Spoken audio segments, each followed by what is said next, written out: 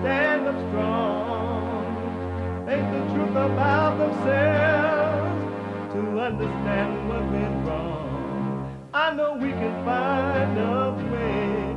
I know we can find a way. I know we can find a way to stand up, stand up, stand up. Throughout the world today.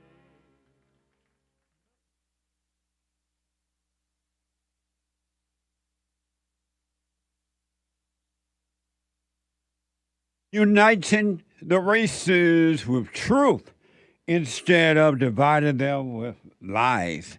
We're also rebuilding the family by rebuilding the man. I'm Jesse Lee Peterson. Good morning.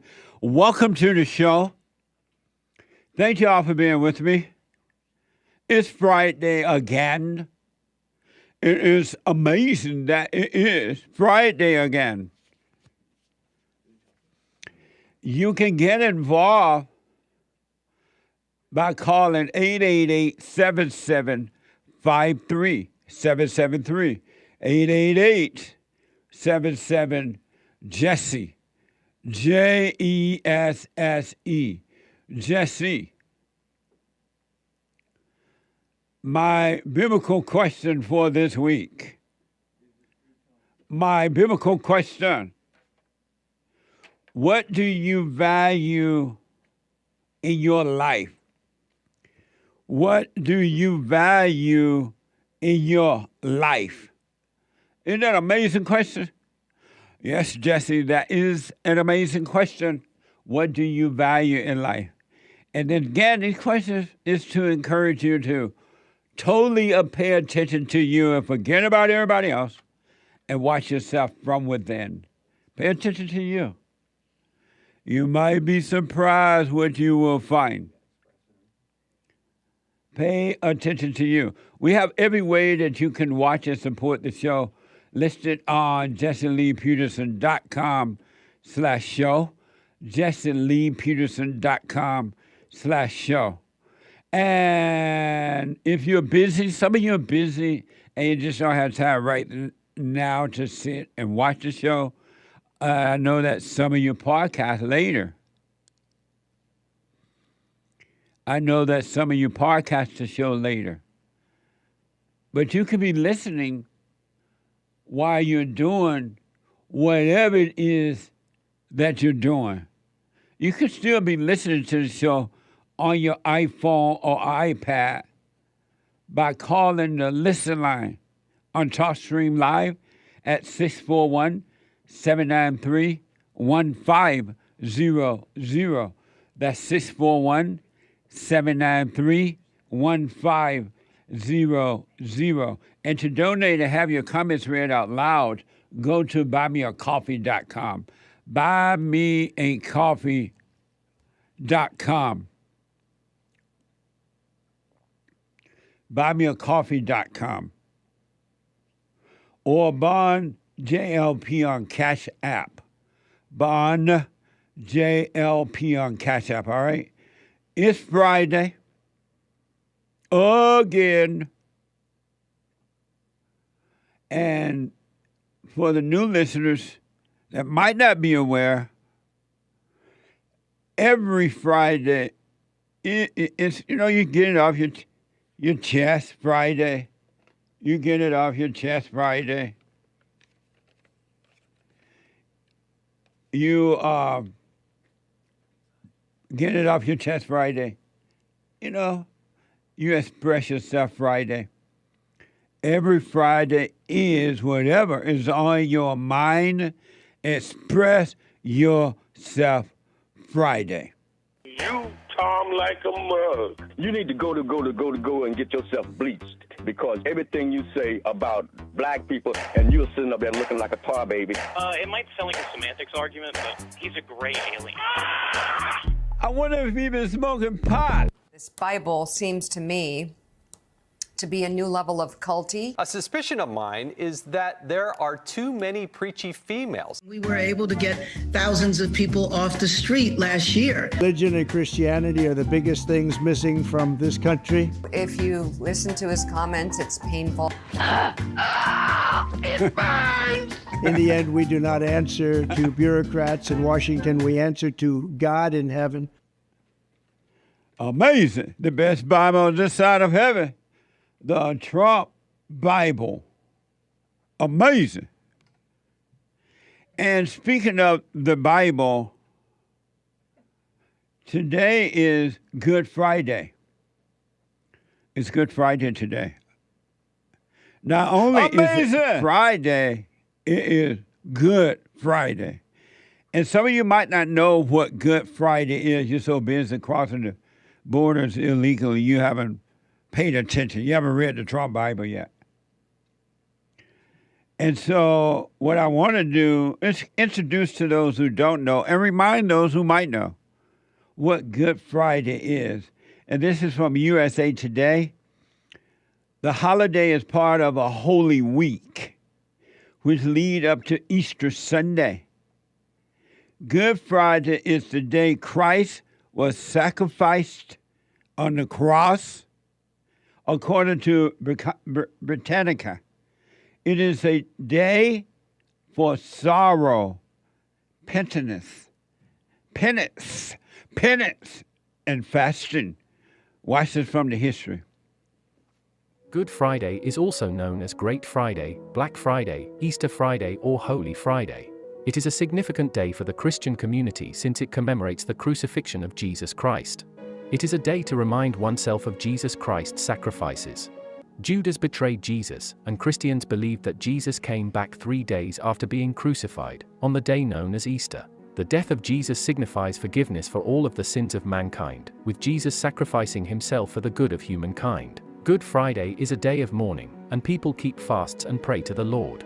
Church services take place from noon to 3 p.m. on this day, and decorations from statues are removed. Priests are dressed in black robes. On Good Friday, Christians do not eat meat, and traditionally the food which is eaten is hot cross buns. However, many people do eat fish instead of meat. The reason why fish is eaten is because it comes from the sea and hence is believed to be a different kind of flesh. Fish shapes were also believed to be secret symbols by which Christians would identify each other at a time when their religion had been banned. A lot of those who followed Jesus Christ were also fishermen. Amazing. Happy Good Friday, I guess. It's interesting. I understand they said that is when Christ died, and he died and washed away all our sins. And yet, though the sins have been forgiven, yet people call themselves sinners. Even after they say they have accepted Christ. That's interesting to me. I don't know what to think about that. But happy Good Friday, folks.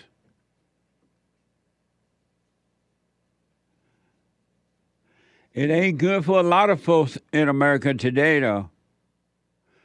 With crime being out of control and getting worse.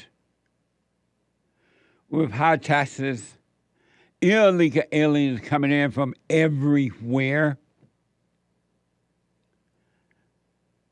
DEI happening all over the country, and as a result, the country is falling apart. The races are more divided than any other time in the history of America. In America, people hating one another, trying to hurt one another, knowing that Christ died for all, and that all have to repent and be born again. They still hate one another. I understand. I totally understand that. So Christ died today, but the people, the human beings are acting as though he did not die. It's amazing. So you might ask, how are everyday Americans doing?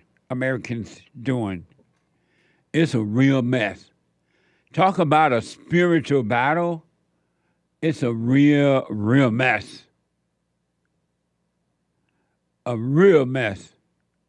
According to J Post, several women claim they were punched in the face on the streets by strangers in New York. Watch this compilation. I was on my way to work and it was probably 10 a.m. And as I was crossing the street, a man looked at me and within a split second pointed 2 fingers at me in a gun symbol and then slammed a plastic bag full of God knows what down on my face from about a foot away, and I fell into the ground. He goes, sorry, and then punches me in the head. Just got punched in the face walking home. I'm like actually in shock. I was literally just walking and a man came up and punched me in the face. Oh my God, it hurts so bad. I can't even talk. Literally, I fell to the ground. It is a random, unprovoked, vicious attack on a 57-year-old woman in Brooklyn. Watch as the suspect ignores another man walking nearby, then punches the woman in her face, causing her to stumble backwards. Her mouth now wired shut, her face fractured in several places. And as I turn to look, I see this man with his fist up ready to swing. I went like this, and he hit me square in the arm because I think he was trying to hit me in the face. It was a man that was, I think, around my height, a little taller. I'm 5'10". He was possibly African American. Amazing. Somebody said it, African American. Most people, especially white people, are afraid to say that. It's going to get worse. I want you to think about this. Smoke on it. For the last 70 years or so, give or take, white people have been blamed for everything that's wrong, so-called wrong. And white people have been accused and called racist and white supremacists and skinhead, whatever they call them, right? Generation after generation after generation. And so now, after teaching people to hate, to be angry at someone else, which is hatred, they have told the people, you can be high and no problem, you're not going to jail. You can live on the streets. You can be on drugs. We're going to provide needles for you. We're going to, whatever you need, we're going to make sure you have pot, whatever, right? So we want you angry and high. Hating the white people and high. What do you think going to happen? What do you think is going to happen? This and even worse.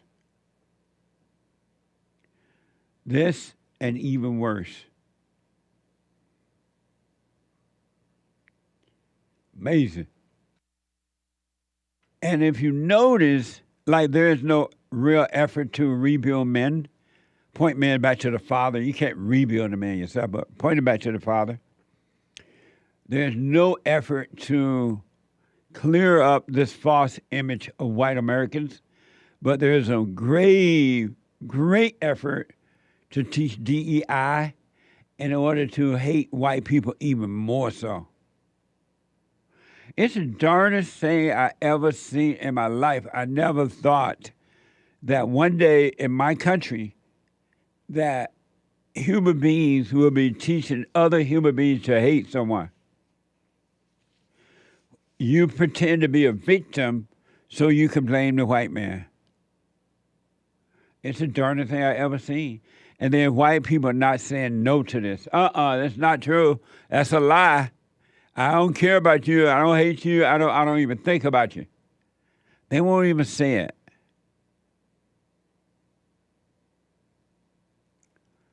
They won't even say it. Isn't that amazing? It's going to get worse. Anger is evil. And believe you me, nowhere is safe today in America.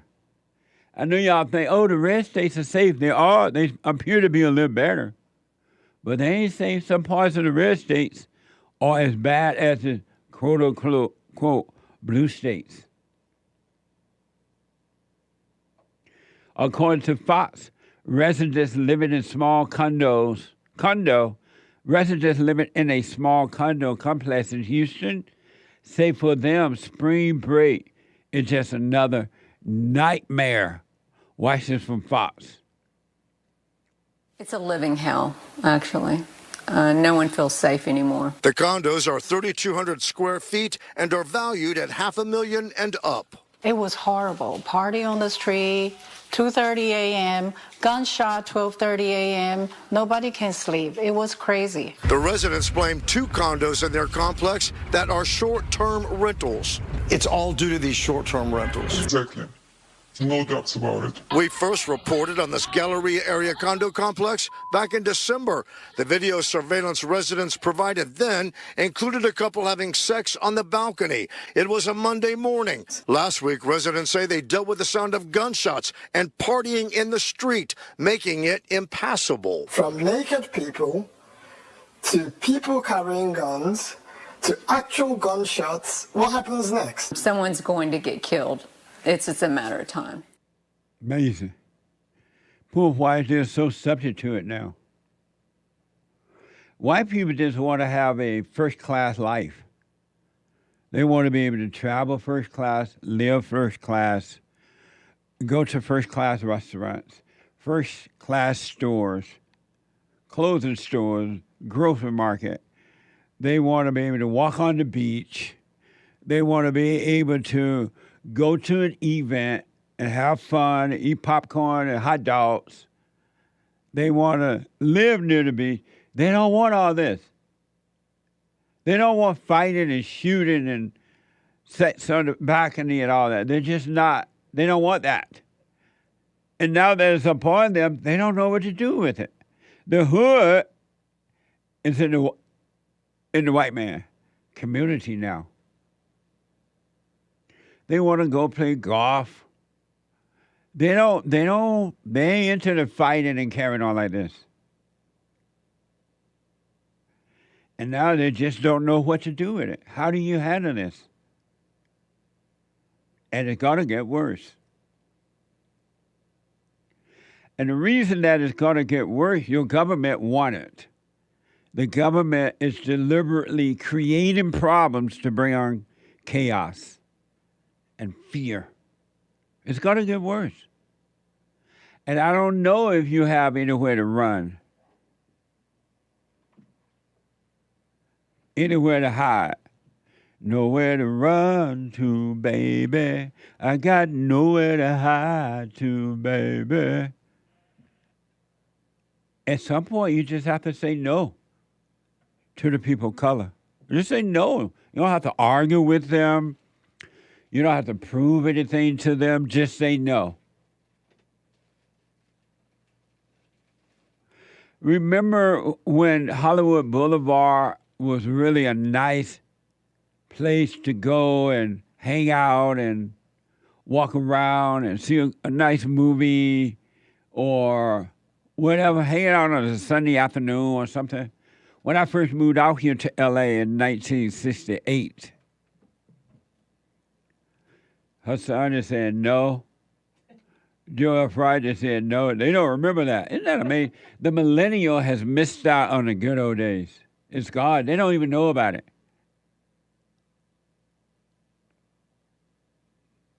But Hollywood, when I first moved out here, was really a nice location.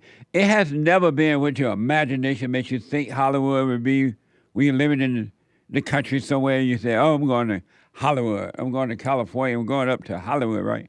It's never been the imagination, but it's been very nice. It was safe to walk. You never thought for a minute, not 1 second of a thought, that you would be attacked by some homeless person or drug addict on the streets.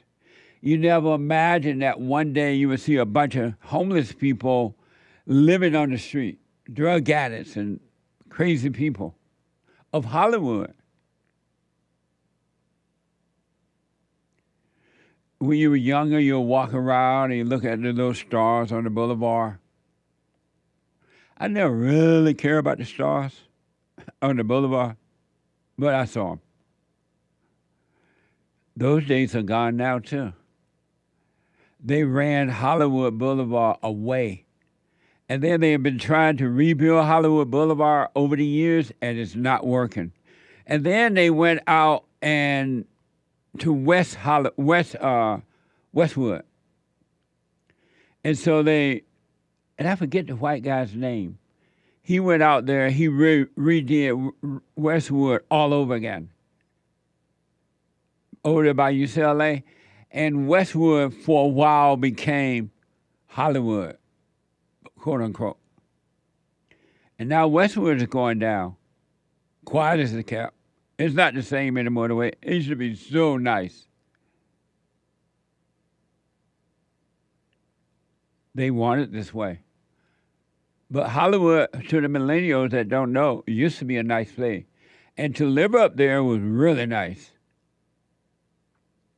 You had the mountain view and all that. Hollywood is gone now. It's dangerous. It's dirty. It's not a fun place anymore. This is from KTLA, a Hollywood Boulevard homeless encampment that residents says is a hotspot for selling and buying drugs have sparked continued concern as they call unhoused, meaning bums, homeless people on the street. Residents are already returning to the location. Watch this from KTLA. I wonder why the police couldn't do a little bit more to keep an eye on them. Amazing. They won't let the police do anything.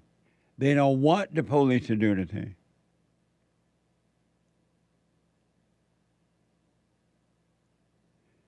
They don't want them to do anything. That's why.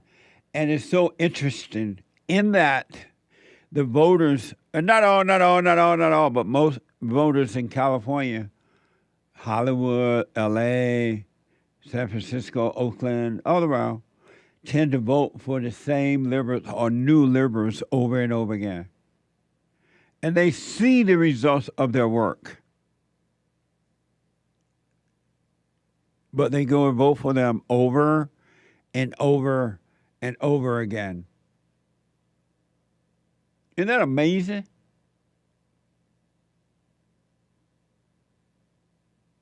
You keep voting for the same thing, you're going to get the same thing. Because all the voters have to do, so-called liberals and conservative, Republicans and Democrats, just vote them out and give the conservatives a chance to see if they would do it. Clean it up. Bring back the police. Arrest people. Bring back bail bond. Why don't you just vote them out? Oh, I'm a Democrat, so I see myself as a Democrat. I'm only going to vote Democrat. I don't care what happened, they say. I remember the blacks used to say, and some still do, I'm a Democrat and I'm going to die a Democrat. What a dumb way to live, right? Some way, somehow, you got to get your priorities in order. And only you, as an adult, is responsible for that. Nobody else is. You are responsible for getting your priorities in order. According to KTVU, a wheelchair user out of Oakland-born, a 102-year-old Victor Silva Sr. often find graffiti painted on the back fence of his Oakland home. He got a citation to remove it or face a fine of $1,100 fine plus an additional $277 for each failed inspection. Watch this from Fox. Wheelchair-bound, Oakland-born, 102 years old Victor Silva Sr. often finds graffiti painted onto his back fence of his Oakland home where he's lived and paid taxes for 80 years. Earlier this month, he got a violation citation from the city of Oakland to remove it by Tuesday the 19th or face an $1,100 fine plus an additional $1,277 for each failed reinspection. It was so absurd, it's like a joke. I don't know what to say. I thought somebody's crazy. Now this utility box has 6 different kinds of graffiti on it. I wonder if the utility got a citation. The family owns a nearby small commercial building which has been broken into 3 times in the last year. On one occasion, Victor Jr. found a person inside. In each case, he called 911. And I'm put on hold every time. So it's hard to understand where our tax dollars are going. They can't answer 911, but they can come out and hassle you about a fence. Amazing. So they let the criminals out. They take away the bail bond. They take away the police. They take away anything to protect the innocent. And then the criminal commit the crime by painting on your wall. You are punished for it. Think about that. You have to spend money. You have to go out and do the work to clean up, not the criminal, but you.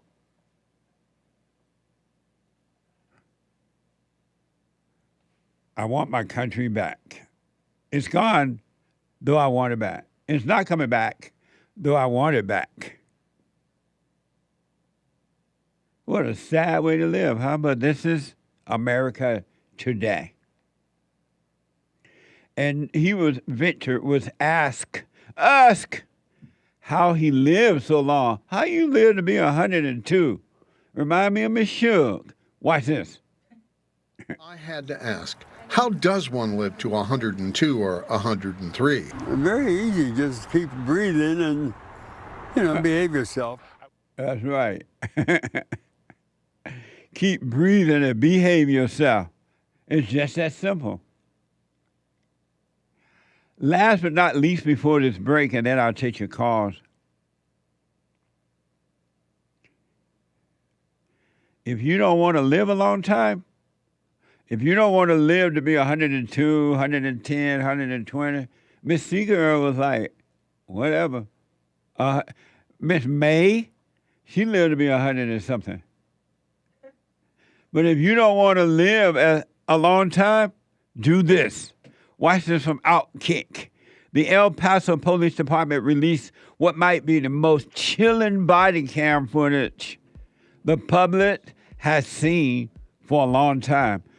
Watch this from X. Oh, we don't have the time? Oh, okay. I'm about to play that really fast for you when I come back. Let me take a quick break.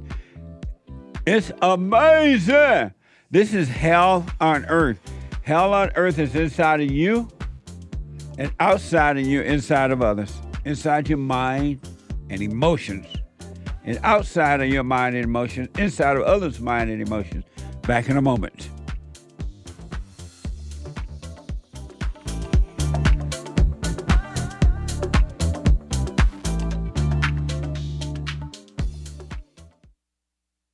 I have books that are amazing.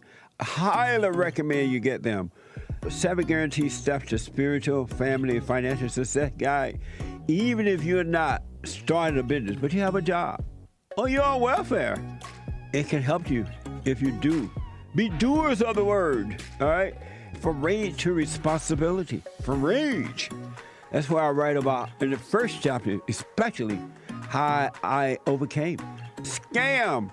How the black leadership exploits black Americans. They are using them, and blacks are too willing to be used. And then my last book, The Antidote, Healing America from the Poison of Hate, Blame, and Victimhood. They are all amazing books, and they are helpful. Go to rebuildingtheman.com if you want an autographed copy, or call 800-411-2663.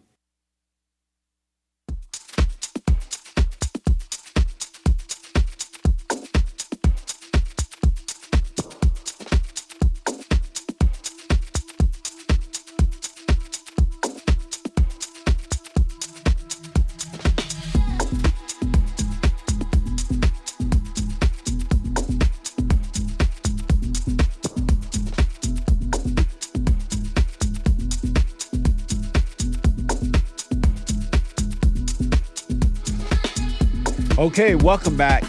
Welcome, 888-775-3773. There is one line open. The Hake report is coming up at the top of 9 o'clock hour from 9 to 11 a.m. Pacific time. The Hake report.com, Monday through Friday. And then at noon, a brand new episode of the FallenState.tv. A very interesting discussion with Buck Angel. And Buck is a transgender sex educator and former adult film star. Watch this. Next time on The Fallen State. I'm a transsexual man, so I was born female and I transitioned to live my life as a male. And sometimes you got to figure out in the world how to navigate through that. Why not just change your mental state of being rather than changing your body?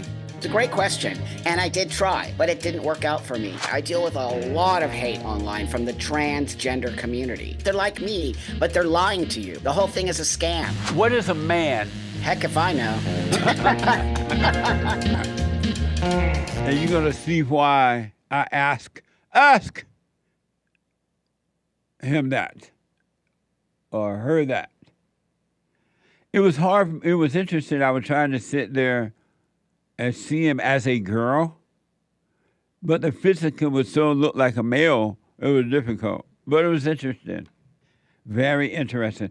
You can support the Father State. Donate to the Father State by going to thefatherstate.tv, thefatherstate.tv/donate, or click on the link description there and you go to locals.com to make a donation there. Thank you. I appreciate it. And last but not least, at 4 p.m., yeah, they were born a girl. Yeah, a female. And they said, you see, they said all the way through the interview, I'm a female, they said. Yeah. But at 4 p.m. Pacific time, the American anchor baby. The American anchor baby flying high today on energy given to him by God. Natural energy.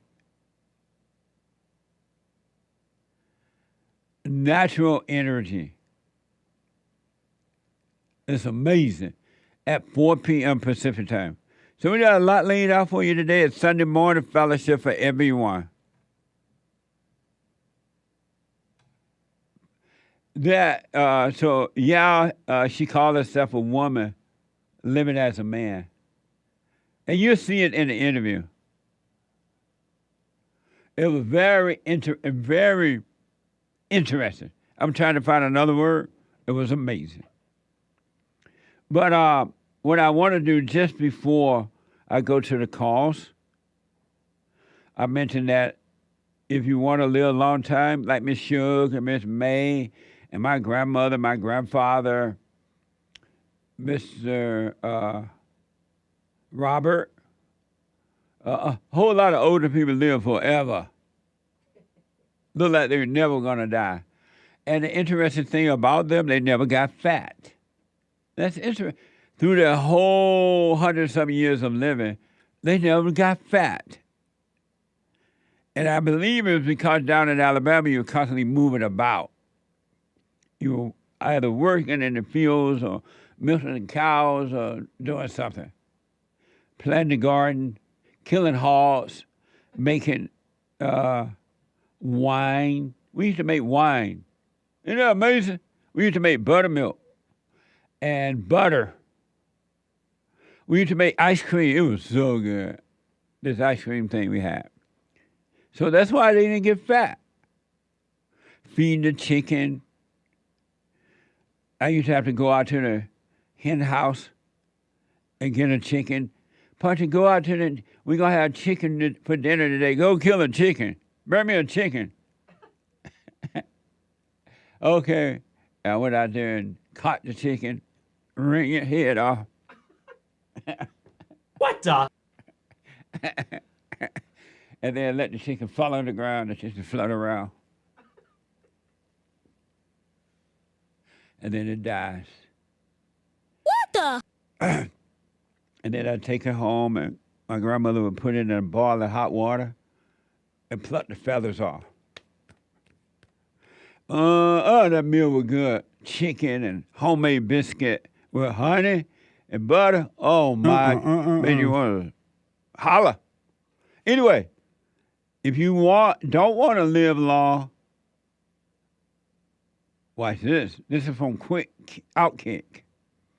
The El Paso Police Department released what might be the most chilling body cam footage the public has seen in a long time. Watch this from X. Do me a favor, dude. Can you step out the car for me? I can't do that. Where's that? You need to back up, bro. Why do I need to back up? You need to back up right now. Why? You need to back up. Why, dude? What's in your hand? It's a gun. So please back up. Hey, over there by your car. let me see your hand, dude. Go by your car, please. Relax. You want to go home tonight? Relax, you want to go dude. home tonight, right? Relax. I'm relaxed. Can you please go by your car? Okay, just put it down, dude. Okay, go by your car then. Okay, I will. Okay, go. Put it down. You want to go home tonight, right? Just put it You want to go down. home tonight? Just put it down, You want to dude. go home tonight? Just put it down.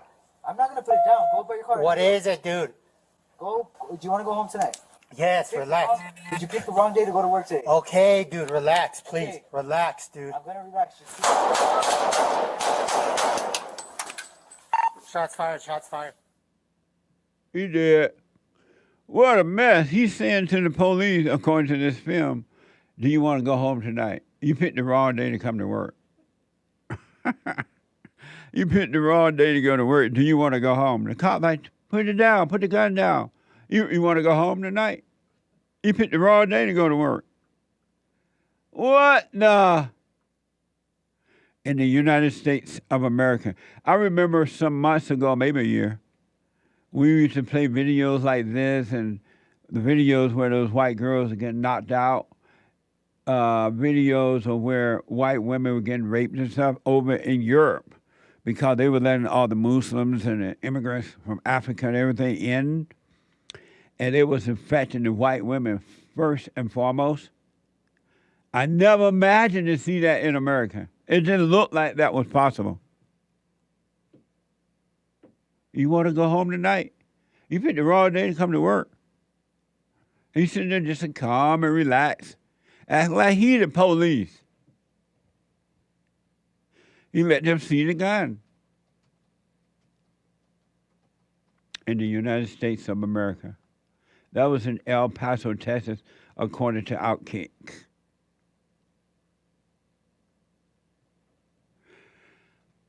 What a mess. Casey out of Indiana. Casey, welcome to the show. You're on the air. Hi, Jesse. Thank you for having me. You're welcome. Thanks for calling. Good Friday. Happy Good Friday. Oh, yeah. Happy Good Friday to you too, Casey. And then there are two things, if I may.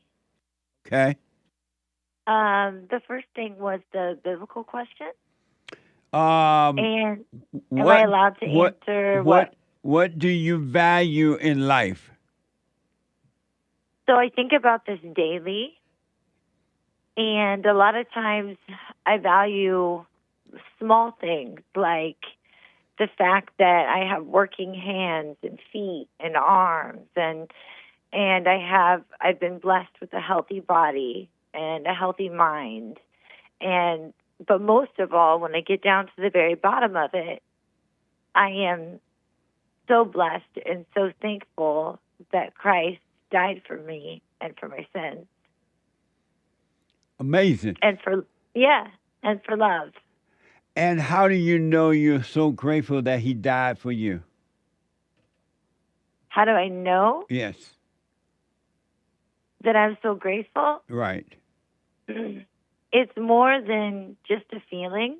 It's when I look around me and I see my children and I can see the love that I have for my children and how thankful I am that they are healthy. And it makes me think, wow, God loves me so much more. I can't even fathom it. Amazing. Does sense? It does, and I want to respond to the biblical question, but I got to wait until Sunday. But I do appreciate your responding to it. And there is something I wanted to get your advice on, if you have a moment. All right. So I'm married. I have a blended family. And within the blended family, my husband, he has an ex-wife. And his ex-wife is literally tearing our marriage apart. She is so evil and is constantly acting like we're sister wives or something, like texting and calling every day and always bothering us with her own personal problems, nothing involving the children. And it has me to the point to where I keep thinking in my mind, like, I chose to marry him. I made a vow before God. I take it very seriously, but I don't have to stay around her forever. That's how bad it is. I mean, I've dealt with her for 6 years. I've tried to deal with her and the hell that comes out of her and the hell that comes out of me and evaluate myself as well. And I've tried to be meek and I've tried to be kind, but it just keeps getting worse. And it's because she still wants to be with my husband. She wants her family back that she once had, but she cheated on him, and that's what ended the marriage. And she's bitter about it, and she takes it out on me, and I'm having so much trouble with it that I just want to pick up with my own babies and move somewhere else, somewhere warmer. That I feel like I'm at the end of my rope. And I can see the way that she's parenting her own children. She never tells them no. She doesn't give them guidelines. She doesn't give them boundaries. She doesn't stand up as a mother and do what's right for her children. And then my children see that, and they're like, well, you know, these kids get whatever they want. They're never told no. So why do we have rules? Mom, why do you make us do this? Why do you make us say yes, ma'am, or teach us these different? Why do we have to do this? And so your question for me is what? My question is it me? How do I deal with her, and how do I convey to my husband that I am at the end of my rope? And how do I save this marriage? Amazing. And what is a blended family? A blended family is, I had a previous relationship that failed because of abuse. You used to abuse your husband? You abused your ex-husband? No, he abused me. Oh. Go ahead. Okay, so I felt that biblically it was okay for me to leave that man. That relationship. And so a blended family is you had kids with someone else. Yes. And then you married a guy that had kids with his ex-wife as well? Yeah, and she had cheated on him, and he talked with, the men in his church and whatnot. He even tried therapy with her even after the cheating. So why did you marry a man that already had children and a wife? Because I felt like I know that he is a good man, and I knew no that such thing as he a was, good man. You're right, but he strives to be a good man. If he were good, why doesn't he tell this woman to back off, stop calling, stop contacting? And why can't you tell him that if you don't make this woman stop, period, I'm out of here? If he was good, why can't you do that? I've been doing that. And just recently, just like last night at a soccer game, she was there. I wasn't. I was at home. I didn't want to see her face. And my husband went there, and he came back, and he reported to me that he had finally told her, this is enough, you have to stop. And, I guess she answered him in contempt. I don't know what she said. But it's just a cycle. It's a cycle. And I want it, we have a beautiful family. My children look up to him. He's a great role model to them. So you have a great family, but you're catching hell. Yes, yes. So how every is day. that great then? Because there's love between myself and my husband. And, If there was love, he would protect you.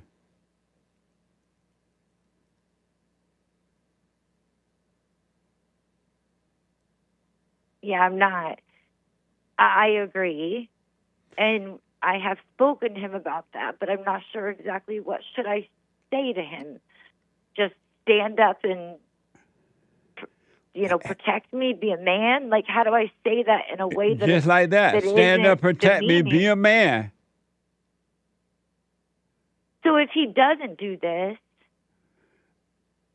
and I've made this promise and this vow before God and my friends and my family, and to myself and to my husband, should I just leave?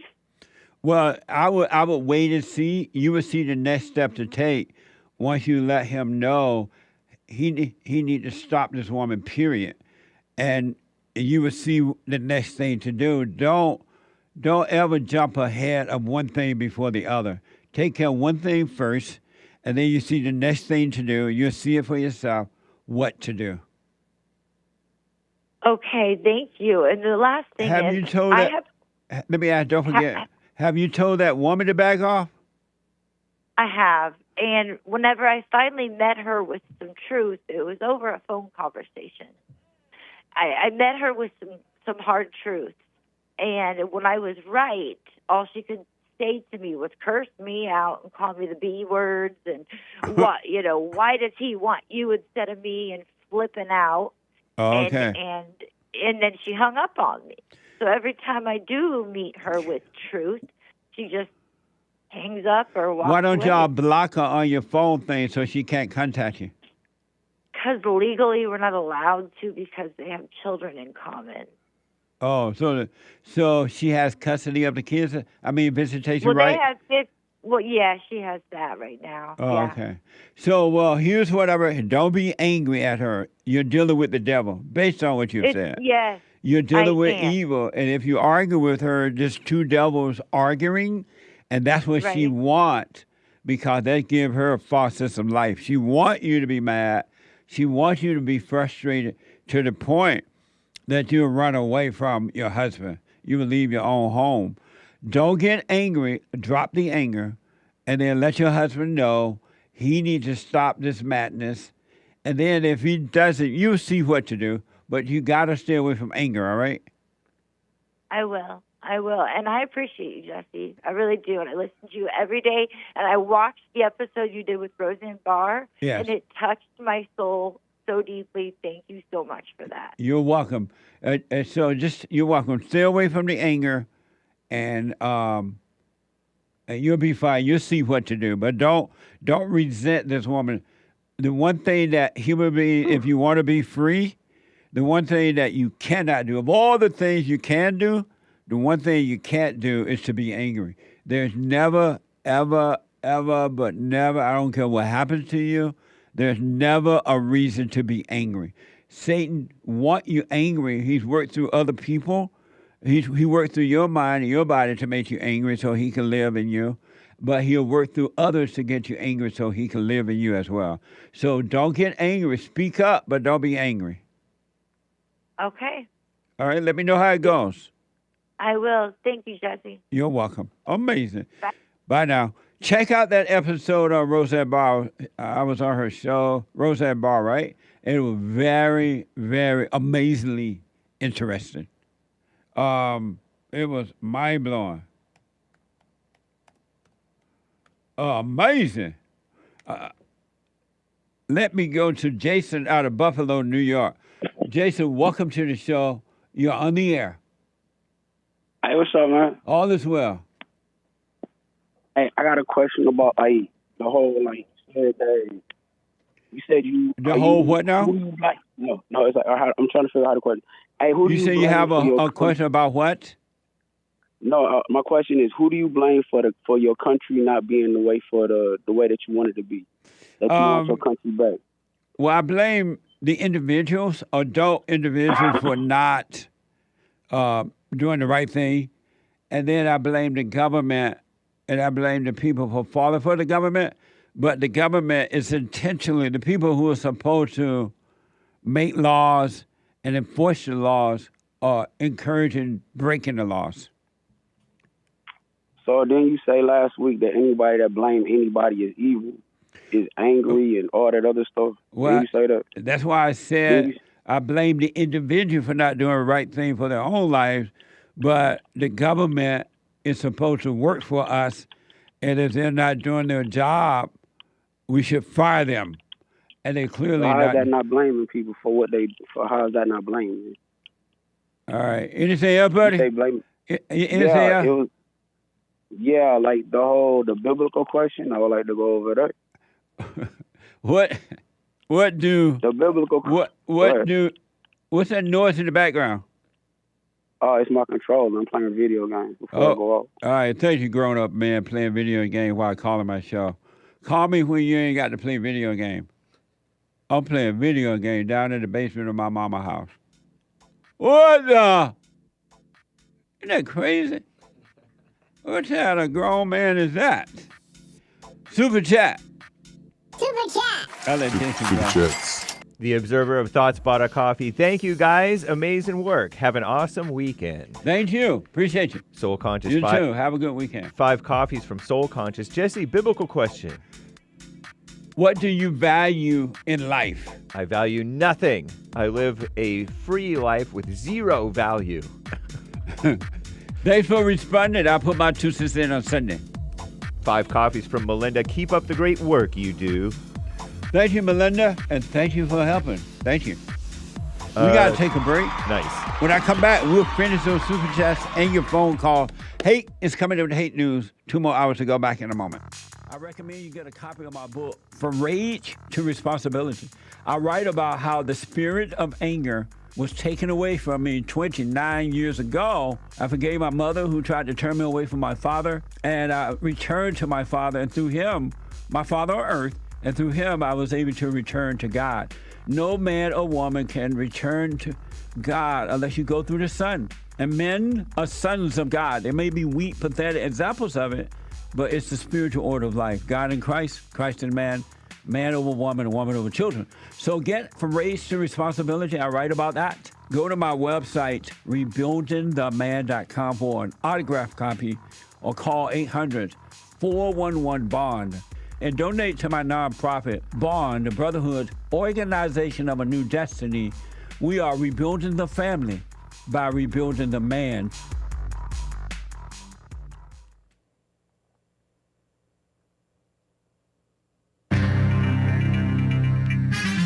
A whole lot of mess going on in the world. This is the end of hour 1 of the Jesse Lee Peterson Show. It is Good Friday. Get it off your chest Friday. March 29th, AD 2024. Stay tuned for hour 2. JLP will be right back to your calls. You can call in right now because there is one line open. During Hake News, not fake news, the Pope is washing women's feet. Commie Nonsense Network. CNN reports Pope Francis washed and kissed the feet of 12 women at a prison in Rome on yesterday, during an annual ritual meant to emphasize humility. It was the first time he washed the feet of women only, and many were in tears as the 87-year-old pontiff, I guess that's another word for pope, led the ceremony from his wheelchair due to his recent mobility challenges. What a mess. Baltimore Bridge update. Remember that thing fell down earlier this week? CNN reports crews in Baltimore face an incredibly complex job, and that's a quote, as they work to clear colossal steel sections of the collapsed Francis Scott Key Bridge after a cargo ship crashed into it this week, container ship, no less. The federal government, evil federal government, has given the $60 million requested by the Maryland governor, Wes Moore, Democrat, as a down payment toward cleaning up and rebuilding the bridge. Baltimore Mayor Brandon Scott, some call him Mayor. I guess I won't say it on the for the sake of the channel. He's black. But also said Thursday he's hopeful that the bodies of the 4 men whose bodies remain lost, they will eventually be retrieved from the debris-filled water, he hopes. Authorities announced on Wednesday they found 2 bodies, and then they rescued 2 people. Authorities announced on Wednesday they were pausing search and rescue efforts for the 4 other workers presumed dead because debris made it unsafe for divers to continue searching or recovery efforts. What a mess.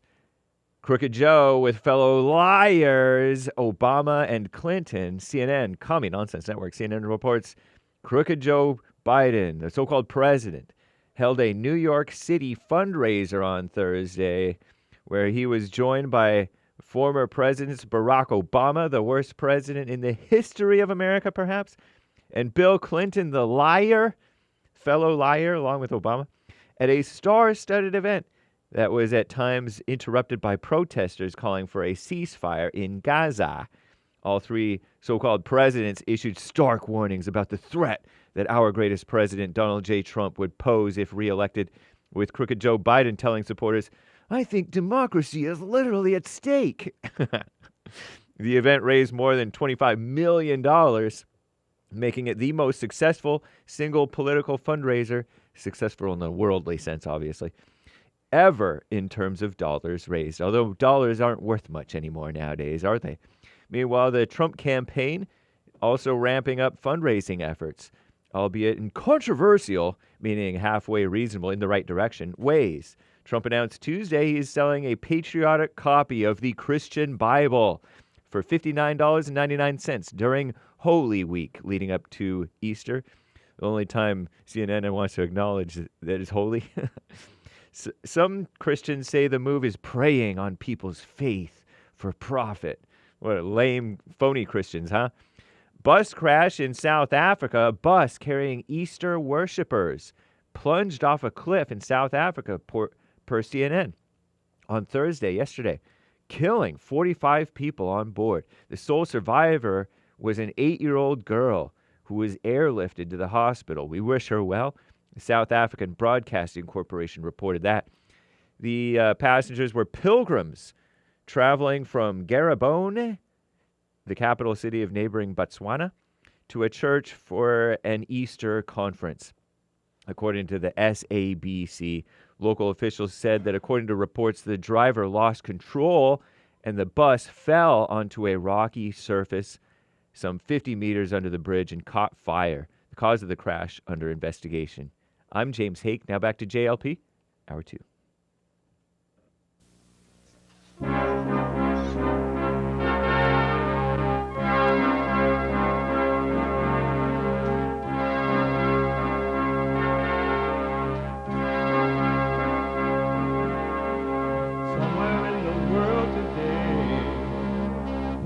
To stand up strong, think the truth about themselves, to understand what went wrong. I know we can find a way. I know we can find a way. I know we can find a way to stand up, stand up.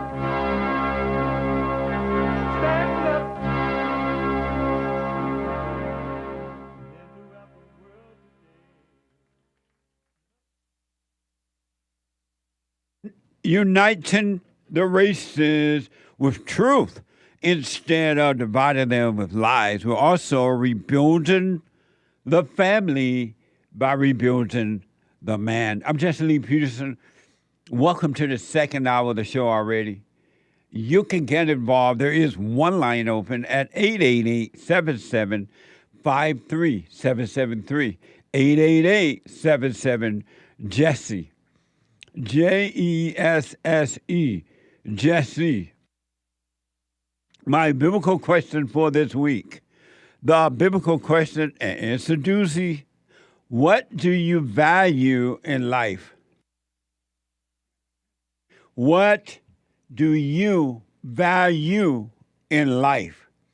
That's an amazing question. I hope you examine yourself. Amazing.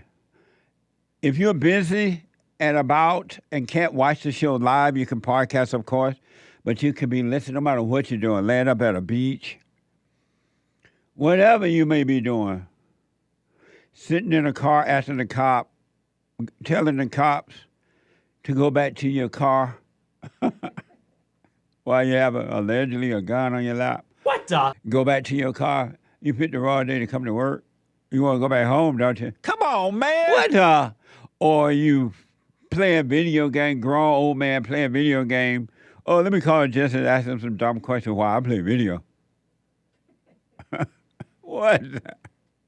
You could be listening. Apparently, Jason took that to heart. You listen to the show while playing video games.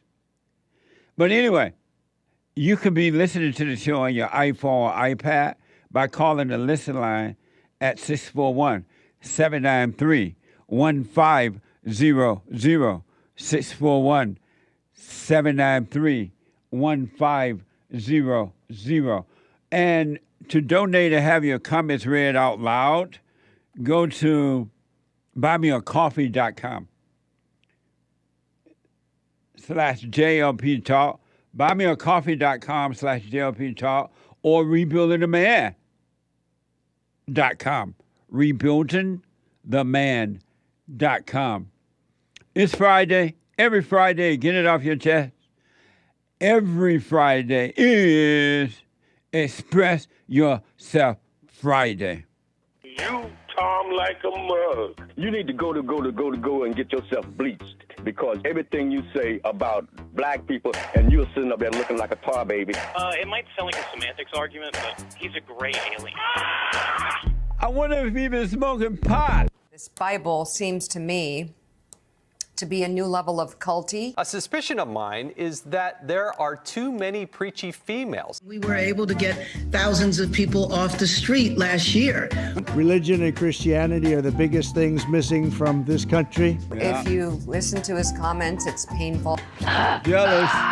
It burns. In the end, we do not answer to bureaucrats in Washington. We answer to God in heaven.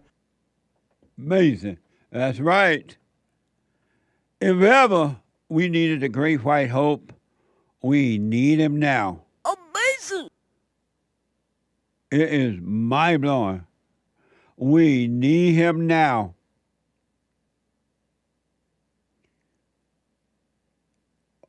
Amazing. Some of you,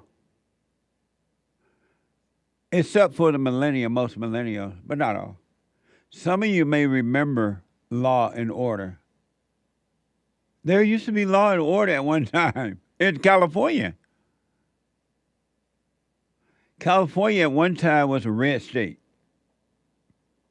And then they voted in the Democrats, and the Democrats controlled the government.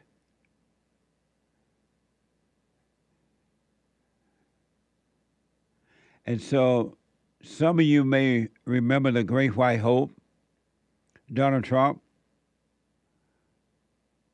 how he was well on his way to bringing back law and order. It was amazing to see it. I hadn't seen it in a minute. And he was on his way to bringing back law and order. But in case you don't remember, this is from the Trump White House. Trump White House. President Trump rebuilt the United States military after 8 years of decline and neglect. The ISIS Caliphate was destroyed. Remember that? The ISIS caliphate was destroyed. Nearly 8 million civilians were freed from ISIS bloodthirsty control. Watch this compilation. It should be formally announced sometime, probably next week, that we will have 100% of the caliphate. Nobody thought it was possible to do it this quickly. Abu Bakr al-Baghdadi is dead. He was the founder and leader of ISIS. He died after running into a dead-end tunnel, whimpering and crying and screaming all the way. Somebody criticized me the other day because they asked me what I'd do, and I said, I'm going to bomb the out of them. It's true. I don't care. I don't care. They've got to be stopped. Amazing. Remember those days? You may have a chance to get them back come November. It's up to you. If ever we needed the Great White Hope, we need him now. Amazing. According to Trump White House, Trump also became the first since Ronald Reagan not to start a war. Amazing! Amazing. Not to start a war. The first since Ronald Reagan. And for those who might not be aware, Ronald Reagan was a Republican president from California. If ever we needed you, Lord, we need you now. Let me go to the first-time caller, Josh, out of New York. Josh, out of New York, welcome to the show. Hey, Josh? No, Josh. All right. I'm going to put him on hold just in case he hit the mute button. Let me go to Tayshawn out of Ohio. Tayshawn, welcome to the show. You're on the air. Hey, Jesse, how you doing? All is well, sir. All right. So, I just want to ask for your opinion, basically. Okay. So, I'm basically a serious guy. Like, I have a very serious look every time I go out in public. And I have a friend of mine, and he tells me that I should lighten up a bit. And I told myself I'm not going to lighten up for people. If people don't like how I look in public as far as... Because what he says, and from what he saw, that people, I guess, get intimidated or get afraid or whatever. And I'm just like, okay, well, that's not really my issue. So, and he basically told me that I should just lighten up and just so I can basically make people feel more comfortable around me. And I basically told him no. But I understand why he says it because I've seen it myself. And again, I just came with the same conclusion. I don't feel as if I have to change for nobody. I'm just being myself. And I've gotten this basically most of my life. So it's just who I am, and I'm not changing. At least I don't feel as if I should change. You know what I mean? Amazing. And so your question for me is what? Well, I don't really have a question. It's just like more so of an opinion. Like, should I lighten up? I mean, I'm not going to, but I just want to know if I...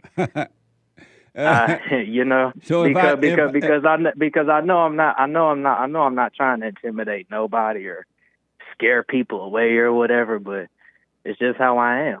You know what I mean? So you say you're not going to lighten up. So if I tell you to lighten up, you're not going to lighten up? It'll be very difficult for me to. So are you trying to look intimidating or just your natural look? That's just my natural look. I'm not even trying to. Well, one thing for sure, you are not responsible for the way other people feel. Right.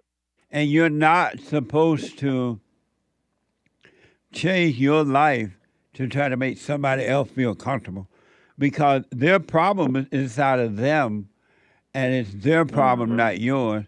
And even if you change your your look or whatever, if you can change it, they still gonna have the same problem. So you're not responsible for someone else at all. Yeah, and that's exactly what I told him, because he also added that because I refuse to do that I have I guess an ego, which I disagree. Yeah, no, Because it's it's not. just- It's definitely not. You're not at fault for the way people feel. You're not at fault that they feel intimidated if they see you. You just be yourself, and people have to. Each individual have to come out of their own hell, and so again, you're not to blame for that. So I wouldn't. I don't know if you're not intentionally. Even if you were intentionally trying to intimidate someone, it's still not your fault if they allow themselves to be intimidated. Right. And also, I have something else. This is like pertaining to a younger brother of mine. Okay.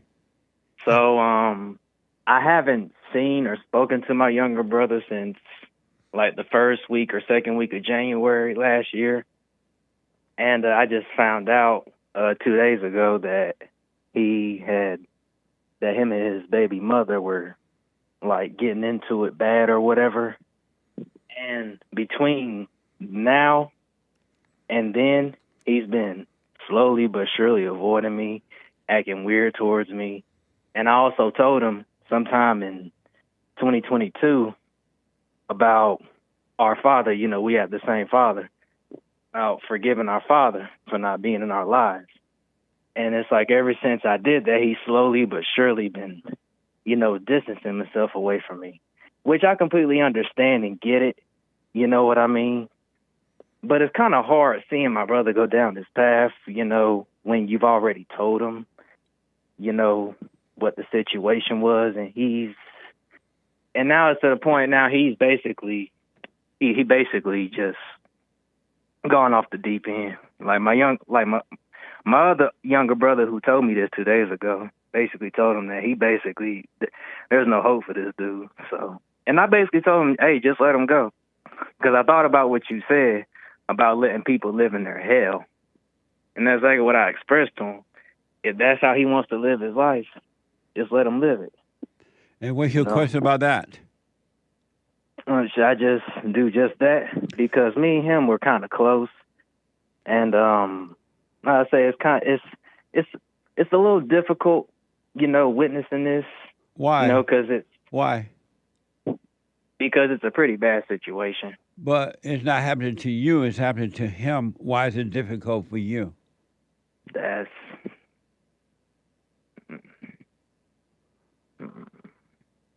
don't have an answer. You're right. It shouldn't be difficult. No, that was a question. How old are you? I'm 27. Oh, okay. So why is it difficult for you? It's not happening to you. Well, yeah, that's true, but I don't want my nephews to be, I don't want them to take the same path. Why not? No, because he's following the same path that our father followed. And I broke it down to him. As far as... But your nephew is not you. That's true. So why are you bothered by that? Yeah, I shouldn't be. No, that was a question.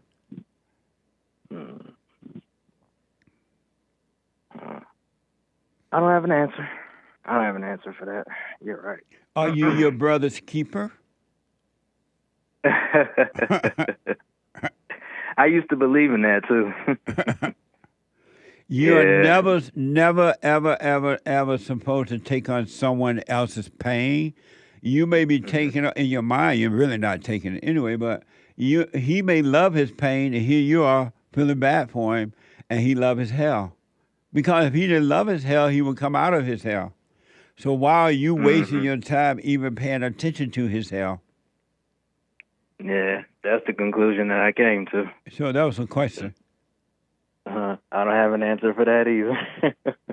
So why not just move on? You have told your brother he needs to forgive, and it's up to him to do that or not. You can't do anything about anyone else's life because most people love the hell they're in within themselves. They love it, and they don't want to overcome it. So wish them well and move on with your life.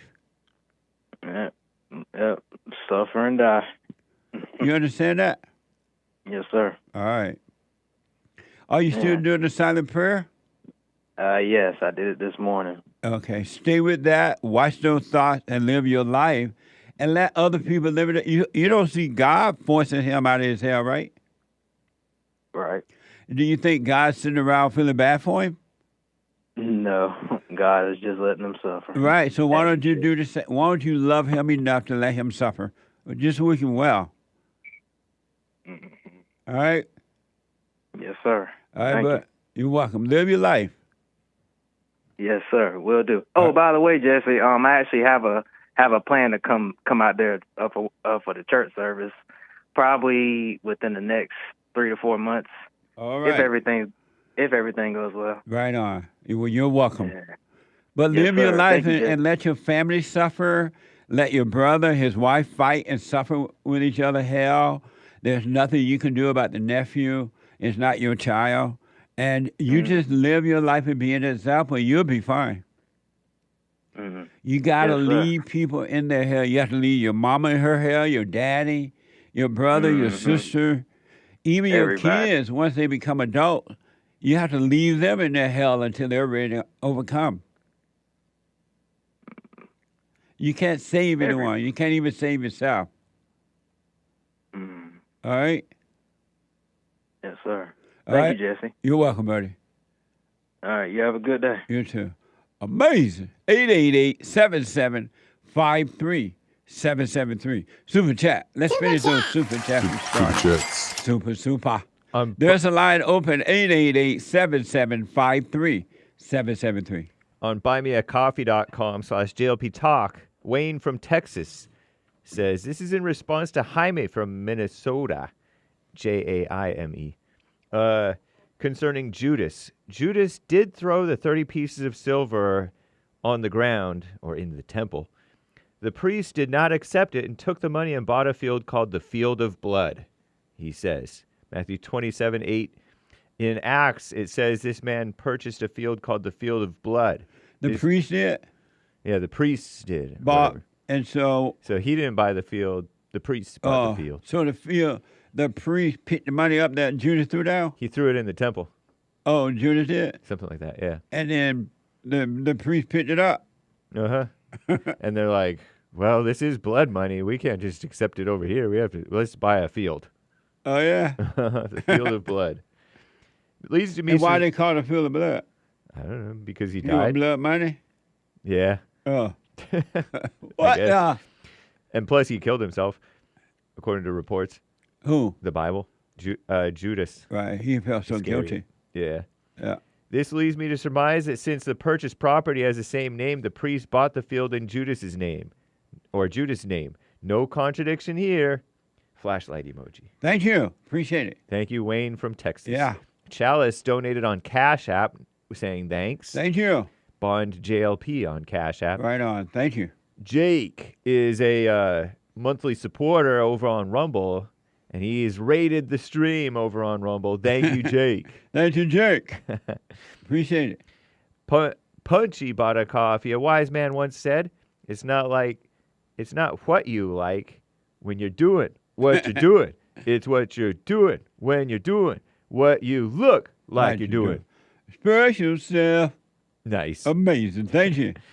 20 coffees, very generous from Gen C. Blessed Good Friday JLP universe. Thank you. I tried doing the homework and concluded I cannot drop my morals and values because they're innate and given to me by God.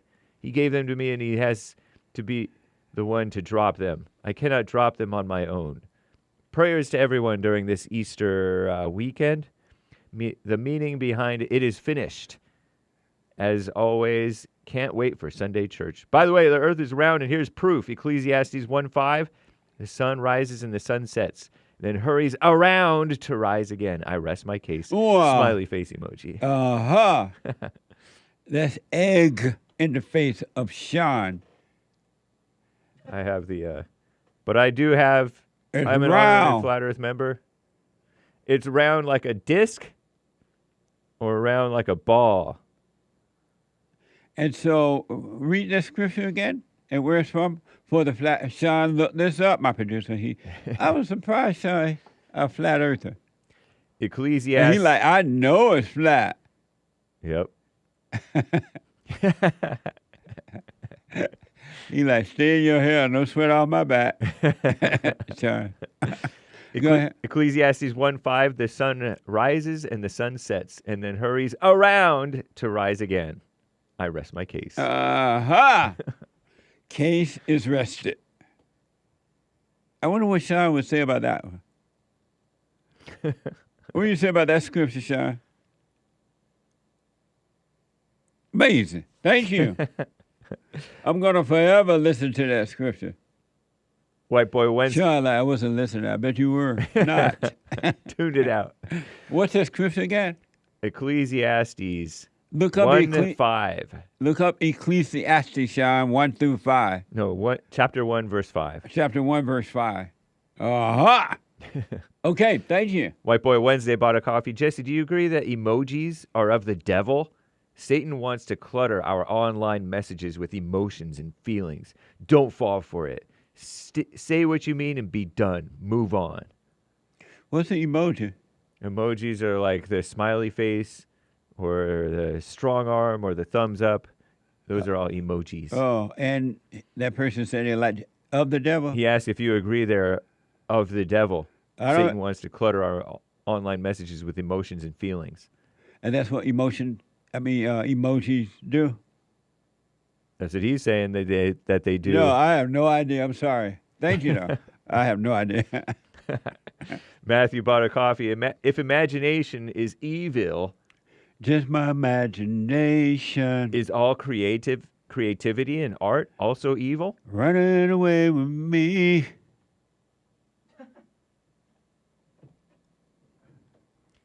If imagination is evil, is creativity and art all evil?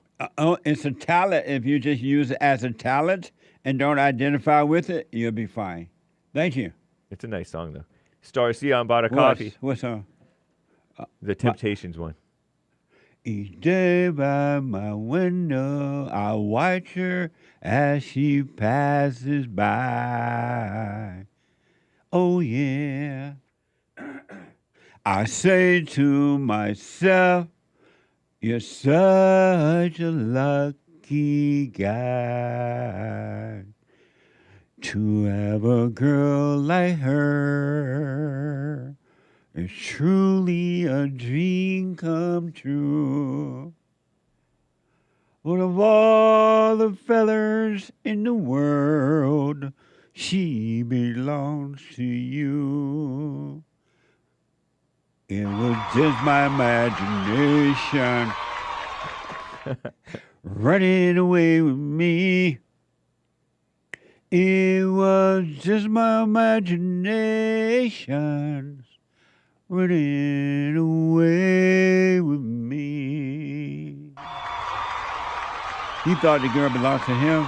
He was imagining it. But it belonged to the other guy that you were with. What the? Amazing. Star Sion bought a coffee. Happy Good Friday. What happened to the guy who says like from Buffalo, New York, Buffalo emoji? A grown man calling my show playing video game with some stupid questions. What the? Urinal Chills. Thank you, Sion. Amazing. Urinal Chills, monthly supporter on Rumble. I could be wrong, but I am thinking this woman, the woman from the first hour who called in, is the actual problem, the caller. Repeat that? I could be wrong, but I am thinking this woman is the actual problem, the caller. The gal who had a blended family and was all upset about it. Well, she got to work on herself for sure, like we all have to do, right? Yeah. But she need her husband to handle that situation. Since he's the head and his wife, not hers. What the? Thank you. Prep Ham Paul, a subscriber on Rumble, still thinking on Jason, living at Mama's, playing video games, smoking weed, and thinking he knows what is quote-unquote right. Laughing face emoji with tears coming out. What a mess. Amazing. Thank you. And thank you, guys. I do believe that is all for now. Thank you. Oh, Aries 1, thank you for your couple of diamonds. No message from Aries 1. Right on. Thank you, Aries 1. I appreciate it. Thank you all very much. I do appreciate it. Let me go to, it's amazing what the imagination can do, right? Yeah. It makes you think somebody else's woman belonged to you. Crazy. Terrible. Terrible. Let me go to Shami, a first-time caller out of Pennsylvania. Shami, welcome to the show. You're on the air. What's up, man? How you doing, Justin? All is well, Shami. Thanks for calling. Big fan, bro. Right on. Thank you. I don't agree with one thing you say that. I'm sorry? If you don't love... Speak up? I said I don't agree with one thing that you said. Okay. That you say you have to love all. If you don't love all, you don't love God, right? Right. So if Tyrone slept with your wife, would you still love him? Yep. Doesn't that make you beta? Nope. How does A beta would get angrier and judge him, he or his wife, Tyrone or the wife. But if you can forgive, because there's never anything that can happen to you that you should ever get angry about, because anger is evil and it will destroy you. You don't have to be angry at the guy. It's just you don't love and respect the guy that slept with your wife. But if you don't love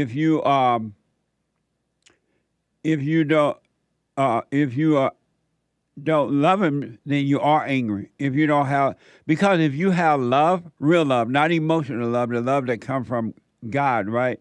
The dispassionate love, you have to love your enemy. So if you're angry at him or you don't love him, you do have anger. You don't love all people? No, I don't love all people. Well, do you love God? Yes, I love God. And how is it, does God love all? No, God doesn't love all. So God didn't send his son to die for all? Okay, listen. If a guy rapes a 6-year-old and kills her, would God still love him? Yes.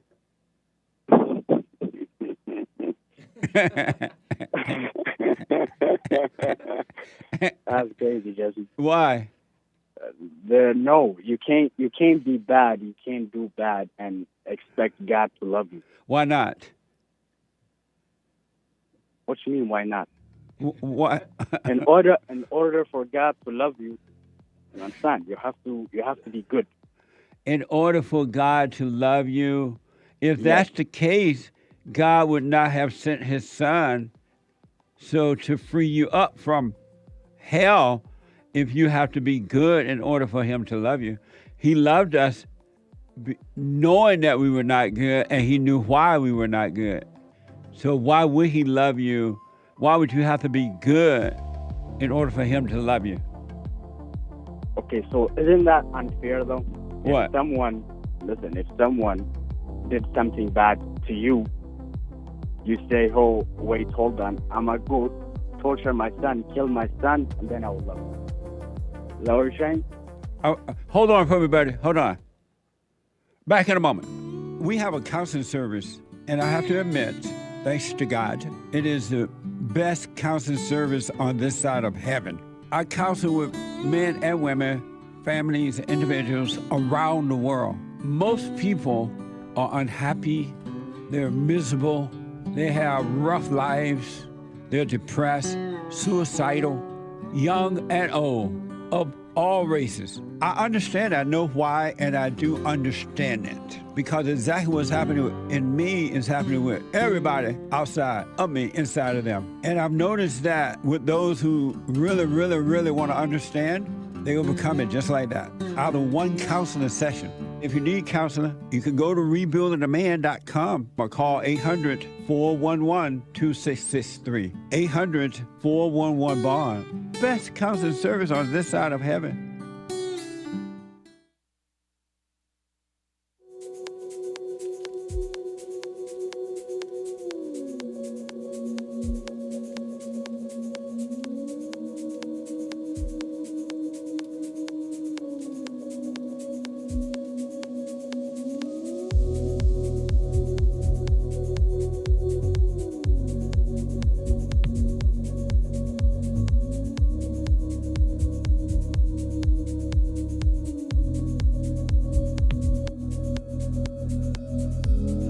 Okay, welcome back. 888-7753-773. 888-77-JESSE. Jesse. Jesse. A quick announcement. Number one is that for personal shout-outs, birthdays, weddings, anniversaries, whatever the occasion is, encouragement, I can do them for you. Personal shout-outs, go to Cameo, cameo.com/Jesse Lee Peterson, cameo.com/Jesse Lee Peterson, and go to my website and make a donation. We need your financial support now. Go and make a donation, right? I hate asking, you should have to ask, but some people need to be reminded. Go make a donation at rebuildingtheman.com, rebuildingtheman.com, or call 800-411-BOND, 800-411-2663. And you can mail it in as well. Check a money order to Bond, make it out to Bond, P.O. Box 35090, L.A., California, 90035. 350, P.O. Box 35090, L.A., California, 90035. One last thing, a quick, brand new, it's so exciting, I want you to see it. I think, well, we'll see. I want you to see it. I talked to Buck Angel on the Fallen State, brand new episode today. Buck Angel. And Buck is a transgender sex educator and former adult film star. Watch this. Next time on The Fallen State. I'm a transsexual man, so I was born female and I transitioned to live my life as a male. And sometimes you got to figure out in the world how to navigate through that. Why not just change your mental state of being rather than changing your body? It's a great question, and I did try, but it didn't work out for me. I deal with a lot of hate online from the transgender community. They're like me, but they're lying to you. The whole thing is a scam. What is a man? Heck if I know. TheFallenState.tv. And you can go to TheFallenState.tv/donate or locals.com, all right? Let me go quickly back to the phones here. Chuck out of New Jersey has been waiting a while. Chuck, welcome to the show. You're on the air. Good morning, Jesse. How are you? All is well, Chuck. Got a question for you. What's your thoughts on this, on Biden's response to the tragedy that happened there in Baltimore? Well, I don't even, has he done anything yet? Yes. Oh, I'm not familiar with, what was his response? I don't know what it was. His response was he's committed to rebuilding this bridge. He said on Thursday, Tuesday, right after it happened, he says they're going to use federal funds to rebuild this bridge. And I thought it was a good idea, but apparently there's some people in Congress who are arguing against it. I don't know why. I mean, the money's already been allocated. We have the money available. Why anybody would raise questions about it is beyond me. So I'm being told right now that CNN said that they gave $60 million down payment to help clean up and et cetera, do other things, to help clean up and rebuild, I guess, the bridge. I don't know. I think that the border should come first. I wish that Biden would work on more important thing like that in a rush, like closing the border down. I noticed that when that incident happened in Ohio with the train thing, it took him forever and a day to go over there. So I don't know. When I see him, I can't really respond to the Chuck because I'm just now hearing about his response. So right now, I really don't have an opinion about it. Well, if I may, there's a representative from Pennsylvania. His name is Dan Mauser.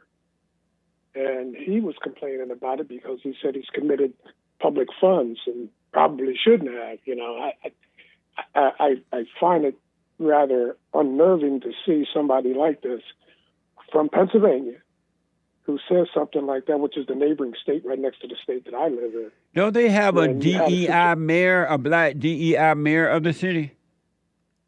I don't know. I don't know what that means by DEI, and I could care less about it. Oh, it means My that. point is It means that. diversion, inclusion, and all that kind of stuff. Yeah, they're That, hiring to me, these is blacks and they're not qualified. Maybe that's why. He was Again, voted- I don't know why he Biden was did. voted.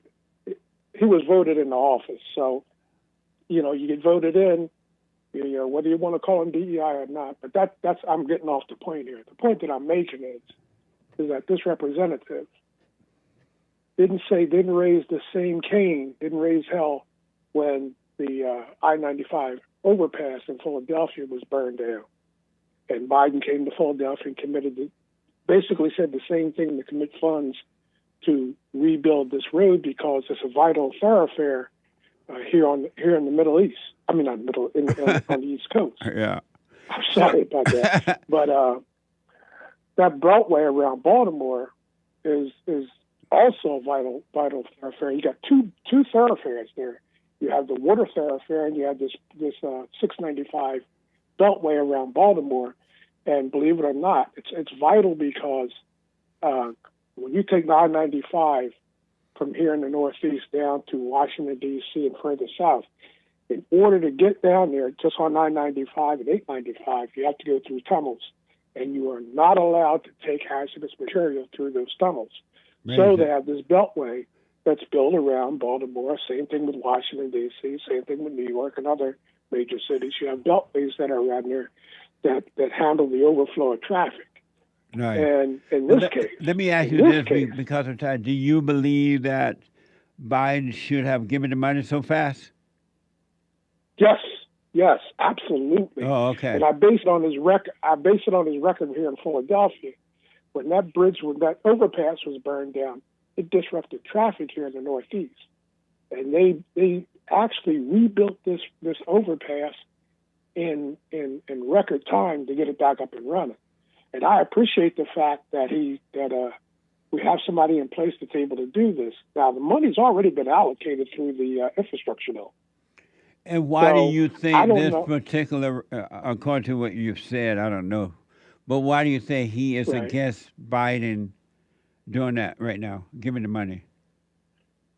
I personally, I think it's just, you know, he wants to get his name in the paper and complain about something. I don't know why anybody would complain about this.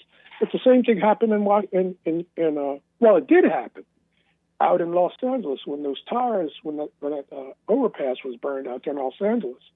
Did they not? That's part of the interstate highway system. Right, I remember They had to get that overpass rebuilt. Yeah. They had to get it rebuilt. And they got it rebuilt in record time. Yeah. So well, let me do this. I don't understand. Let me look into it over the weekend because I can't respond to you on it. I have no idea what decisions have been made All right, yet. I understand that. Yeah, and I'll look into it, and next week I'll put my little 2 cents out on it. All right.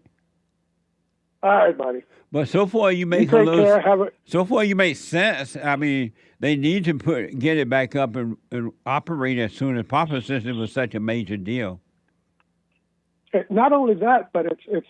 I don't know how familiar you are with the interstate highway system, and that was basically Eisenhower's idea to bring what they saw in Germany in World War II here to the United States, and it was built for a variety of reasons.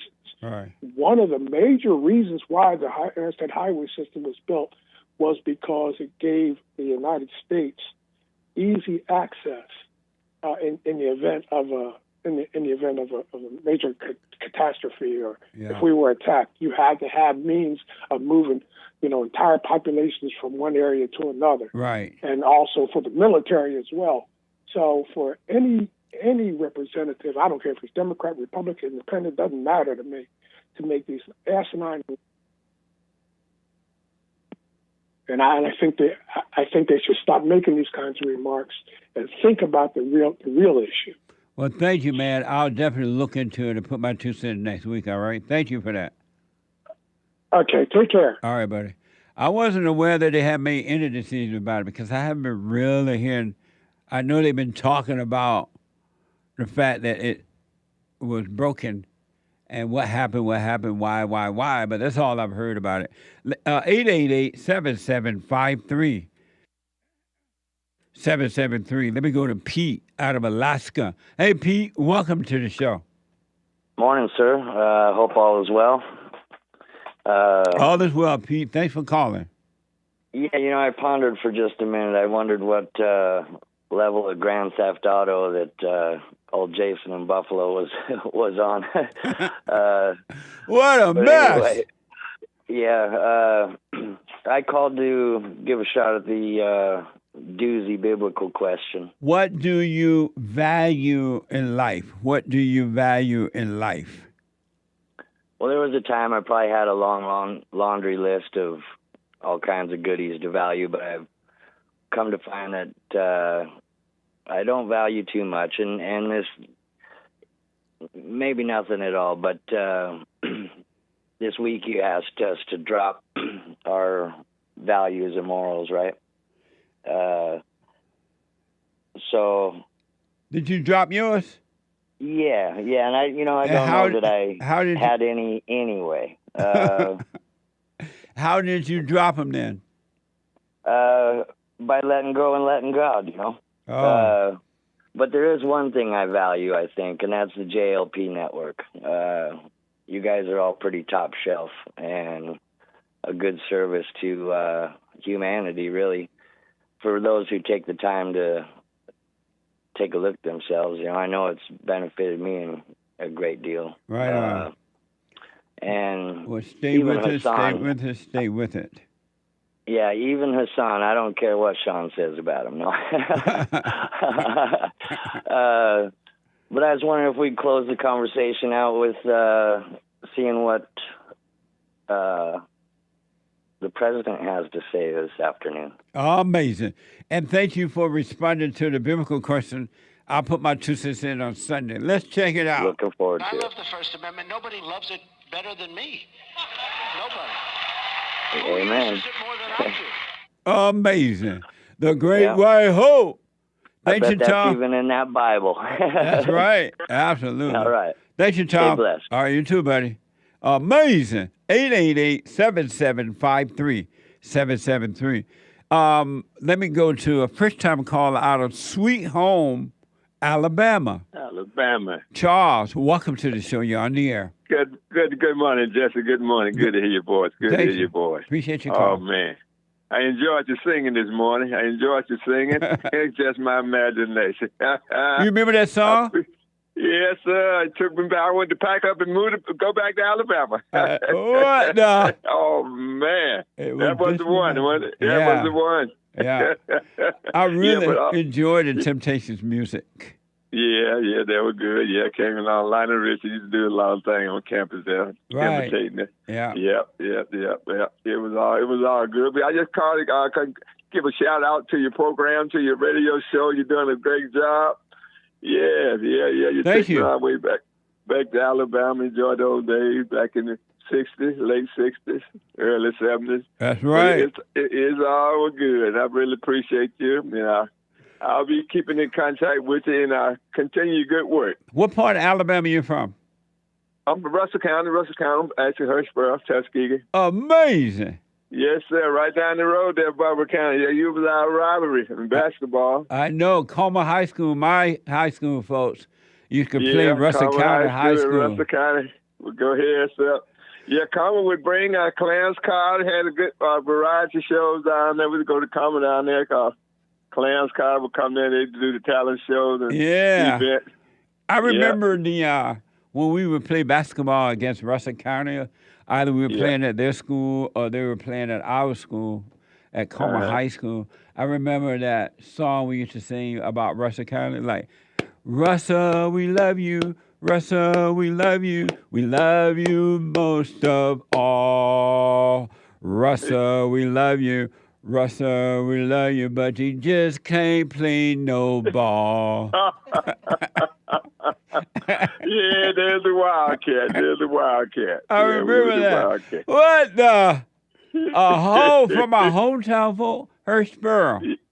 Yes, sir. That's what it is. Yes, sir. That's amazing, Charles. Yep, all the way up to Tuskegee. I live right in between there. Nice. I went to Macon County for about 8 years, and the rest of my year was in Russell County. Russell County High Cotton School. Cotton was king, yep. Nice. Homeboy. Yes, sir, homeboy. Good to hear your voice, man. Who say can't nothing great come out of spring here? That's right. From That's spring right. here, man. Amazing. It's amazing. Well, all right, Rick. Thank you, man. Yeah. Okay, I'll be talking back with you. Jeff. All right, call me again. I appreciate it. Okay, good talking with you. Nice. Okay, Amazing. Bye. Amazing. Right across the bridge from Barber County is Russell County. What the? And then I'm from Spring Hill. We're in Como High School. Rebecca Como Vocational High School. He went to Russell County. We used to play with. My first girlfriend went to Russell County High School.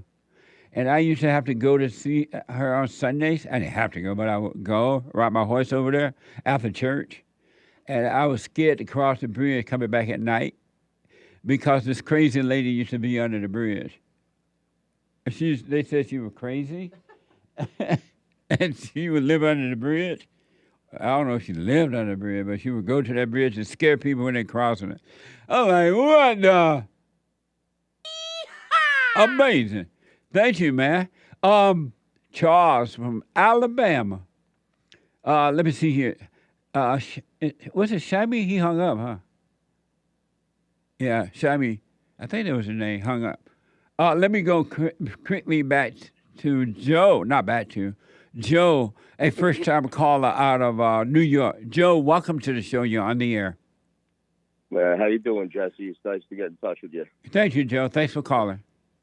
Yeah. I guess I've got on the phone for the last few callers, I think, and I just tuned in.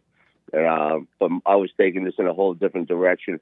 I called like 2 weeks ago. I think I didn't make it on, but got some time today, and I figured I need some help, and I think many men, mostly men, we need some help in taking down this child support service system, along with the family courts that are doing nothing but throwing us in jail and treating us like criminals on the you have to believe what she said right type of thing. Yeah. You know what I'm saying? Yeah, I do. I don't know if anyone's ever called you about this or talked to you about this, but it's corrupt and it's bad.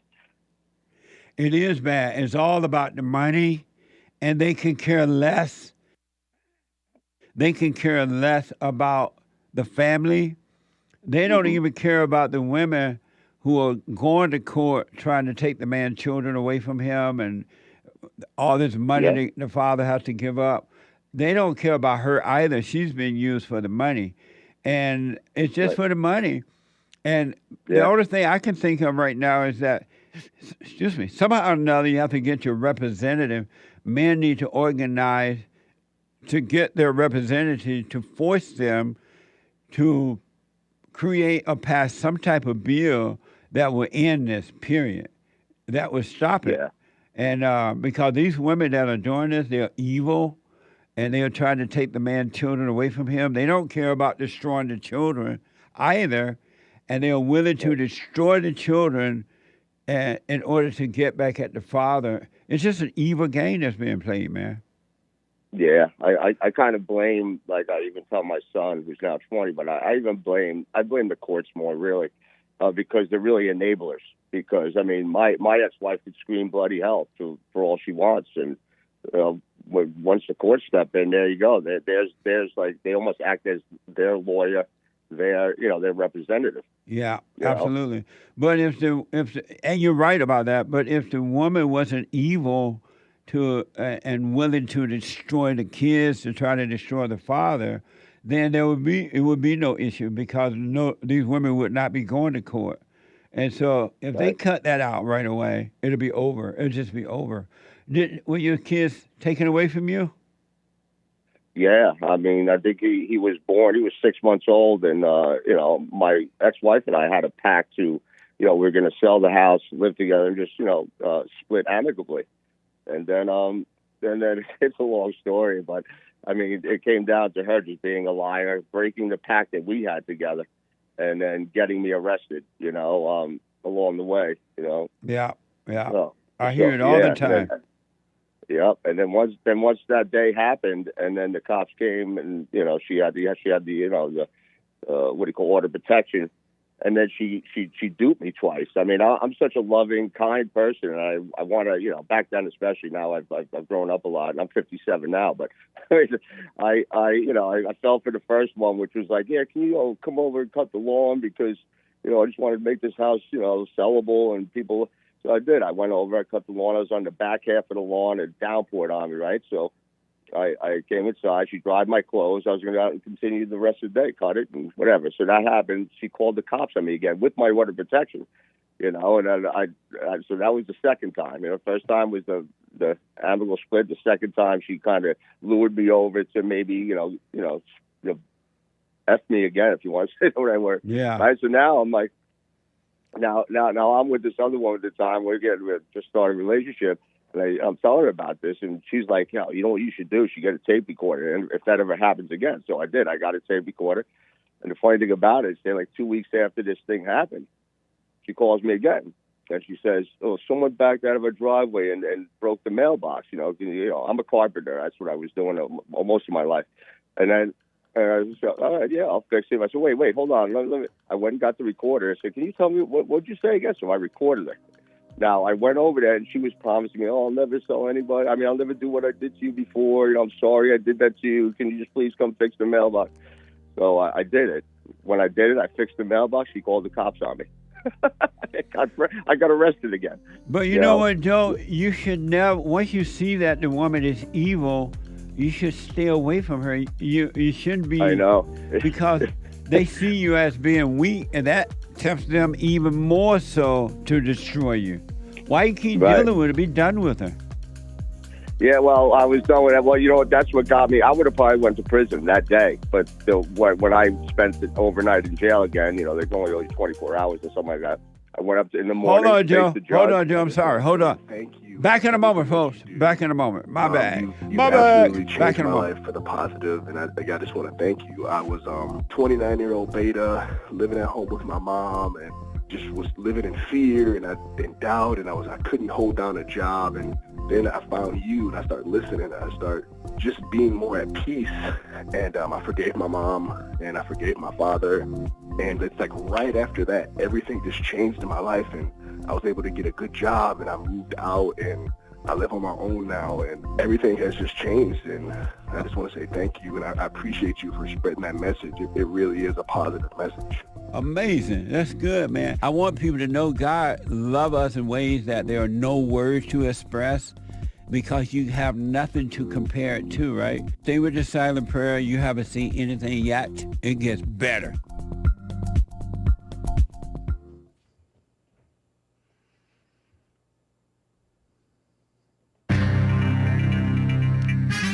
Poor Sam Bankman-Fried. All he did was steal $8 billion. Don't put him in the slammer. And the census is getting fancy for Arabs, I guess, North Africans and Middle Easterners, and Hispanics, Latinos. And an Italian town is struggling to sell off empty homes, even for €1 or euro. This is the end of hour 2 of the Jesse Lee Peterson Show. It's Friday. Get it off your chest Friday. Good Friday.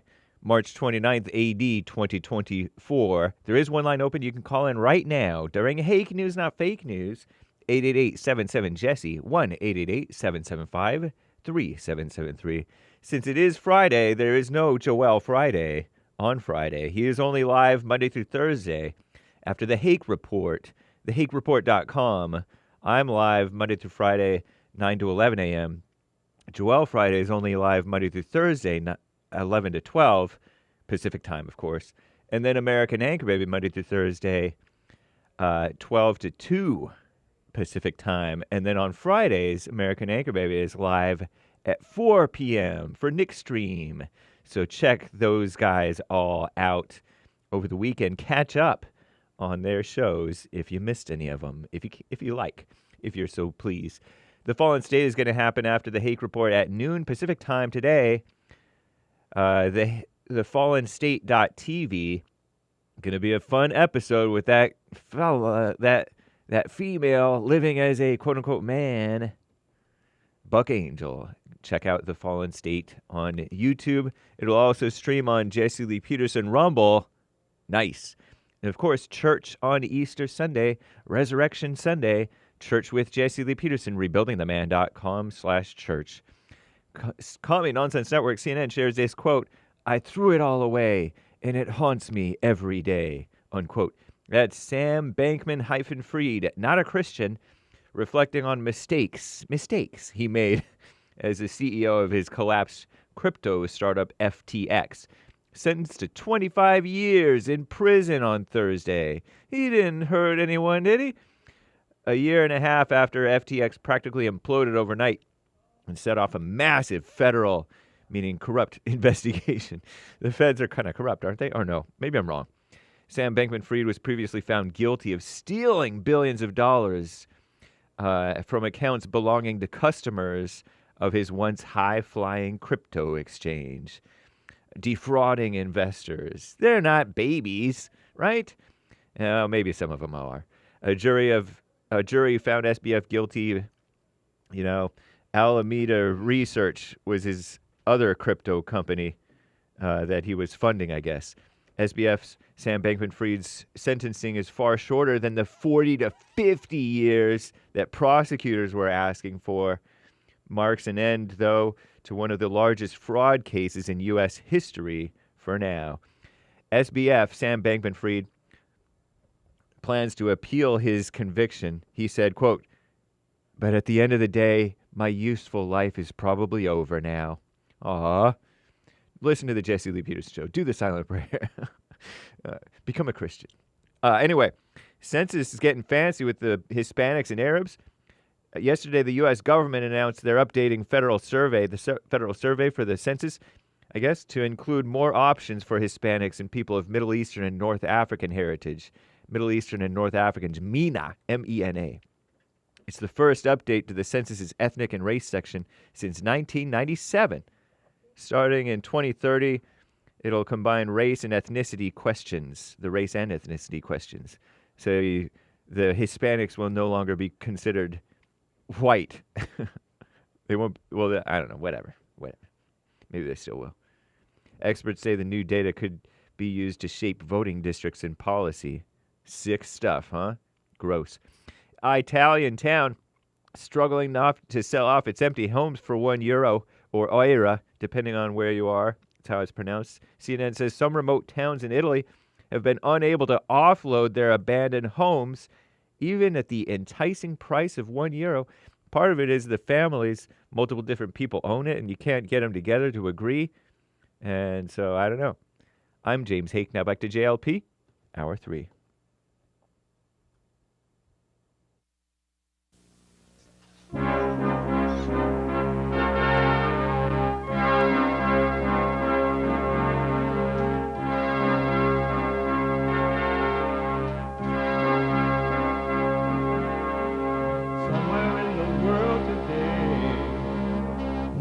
To stand up strong, face the truth about themselves, to understand what went wrong. I know we can find a way. I know we can find a way. I know we can find a way to stand up, stand up.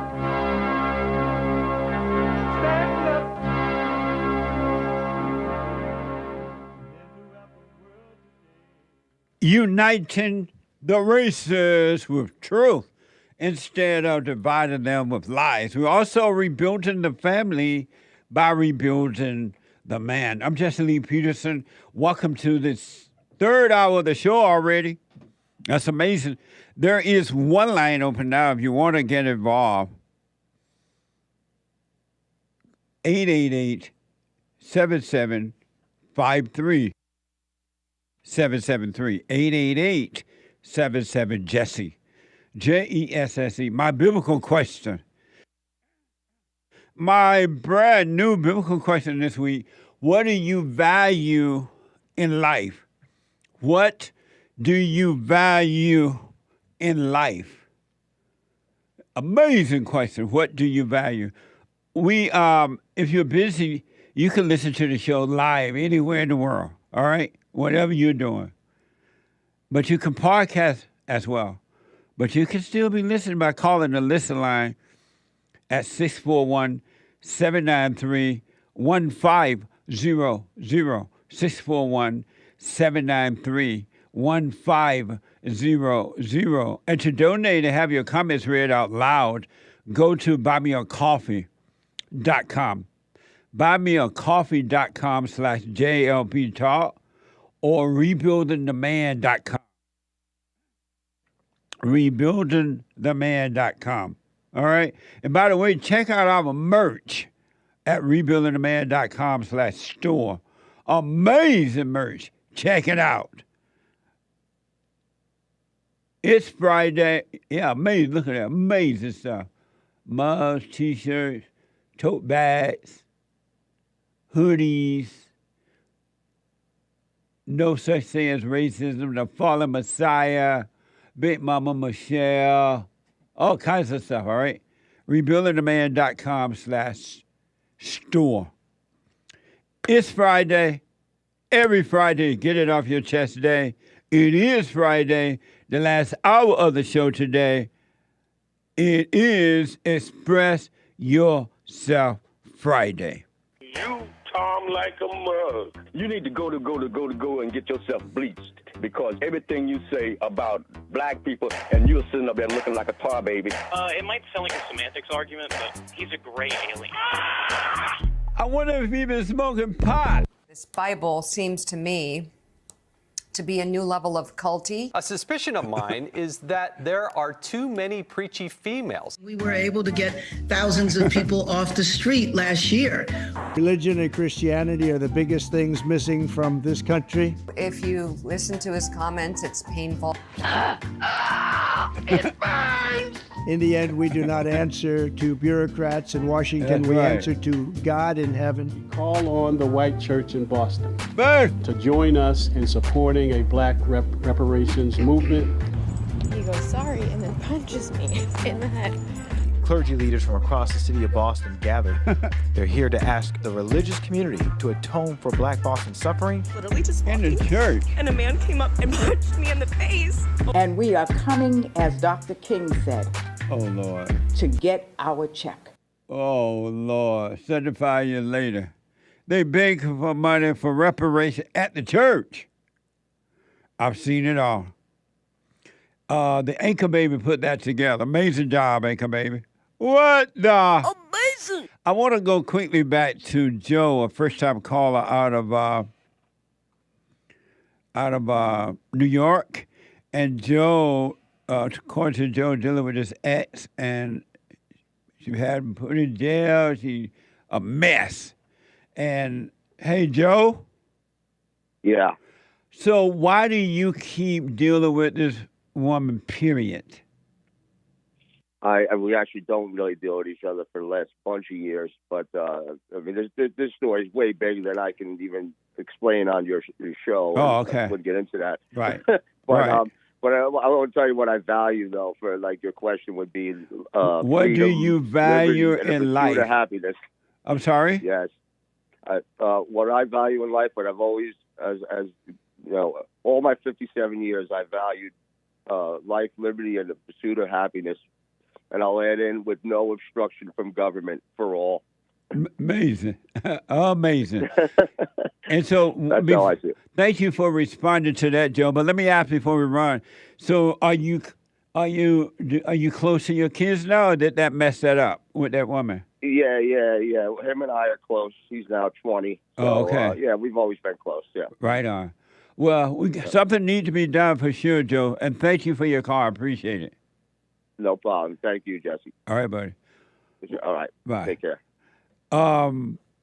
If the mothers were not evil, then this would not be happening. But they are willing to, due to the lack of love, women don't have love, right? They are willing to destroy the children to get back at the father. That's what evil does. Anger is evil. And I would recommend, do what you want, of course. Maybe you trust anger.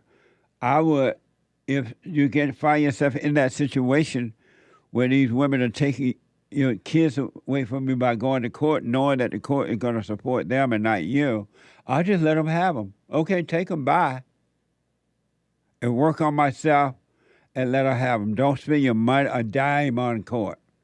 0 dime. That's what I would recommend, but it's up to you. All right? It is up to you. Let me go to, is it Dakota? Dakota out of, first time call out of New York. Dakota, welcome to the show. You're on the air. Good morning, Jesse. Happy Good Friday. It's such an honor to virtually speak to you. Thank you. Happy Good Friday to you. Today is Good Friday, folks. Thank you, Dakota. So I have a sister, and she suffers from mental illness, and she's accusing her ex-boyfriend of rape allegations, and I don't believe the man is guilty of that or did that. I believe that she is disappointed how the relationship turned out. I believe she's like bitter, as you would say, a black angry woman. And when she first told me she was dating a guy, I told her like, this guy sounds like a scumbag. You could kind of tell he was dating other women, so I told her not to date him. But she seems to have like this grudge problem her whole life.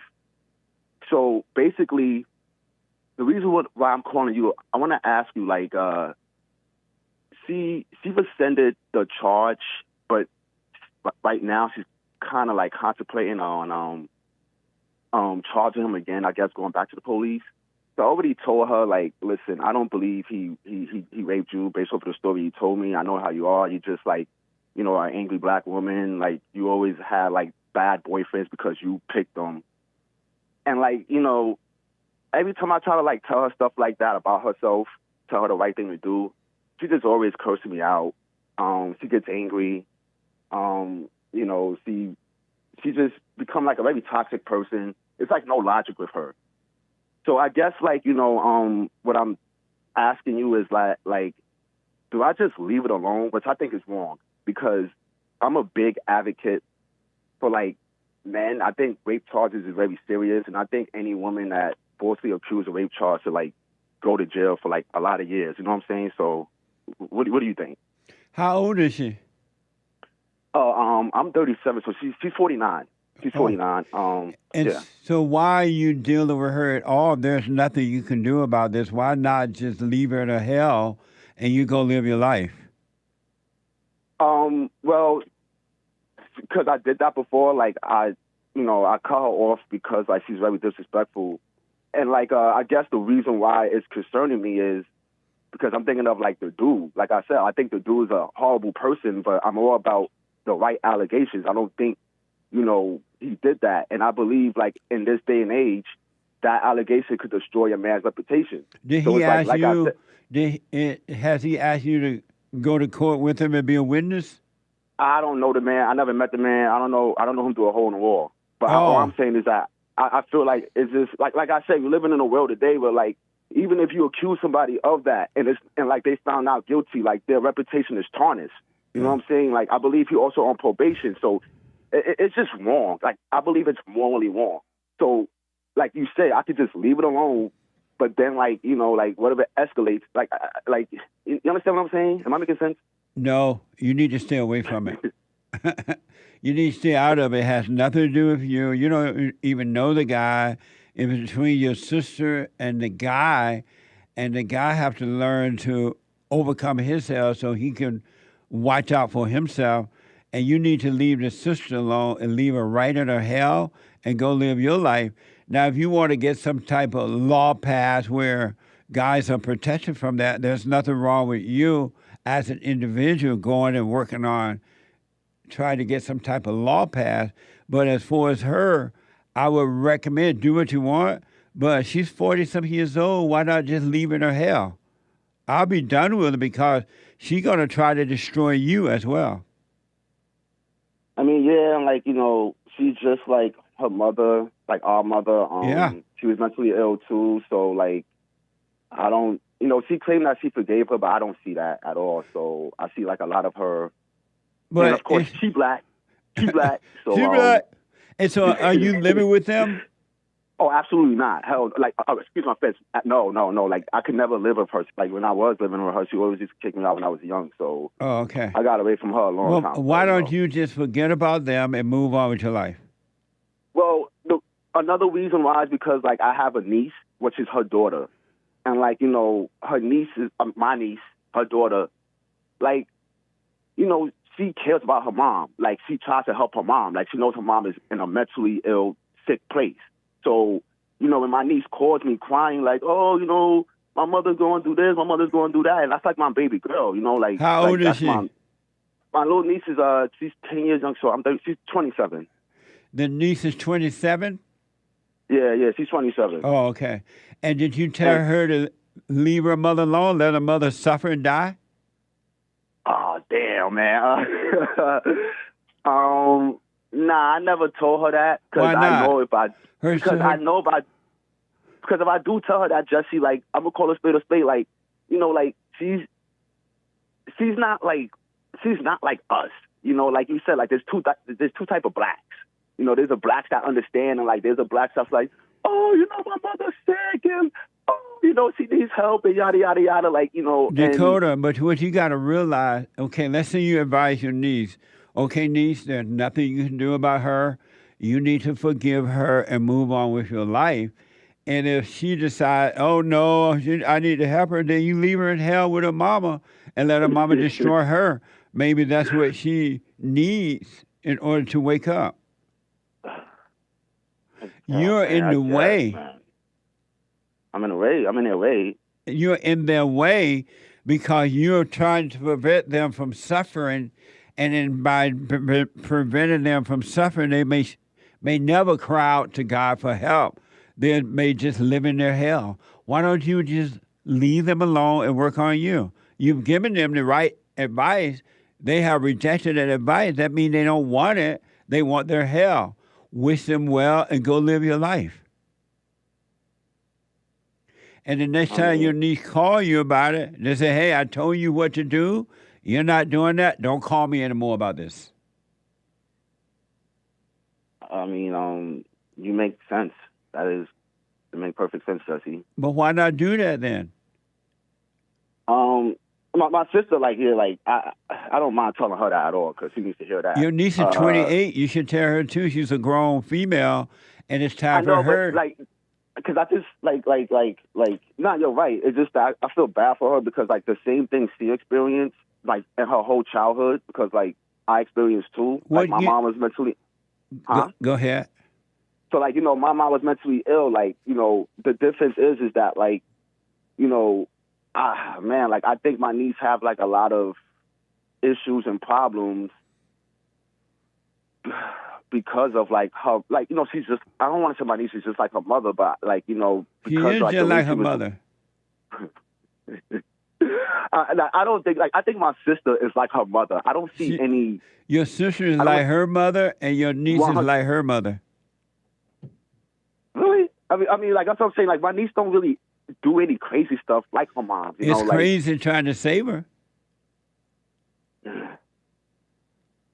Yeah, I hear you. Like I said, like, you know, the only reason why I was still getting involved is because I look at my little niece like my little sister. But she's not your little niece. She's not your little sister. She's a grown woman. You're right. And because you're emotional and seeing it that way, it's keeping you in hell with them, and they'll destroy you.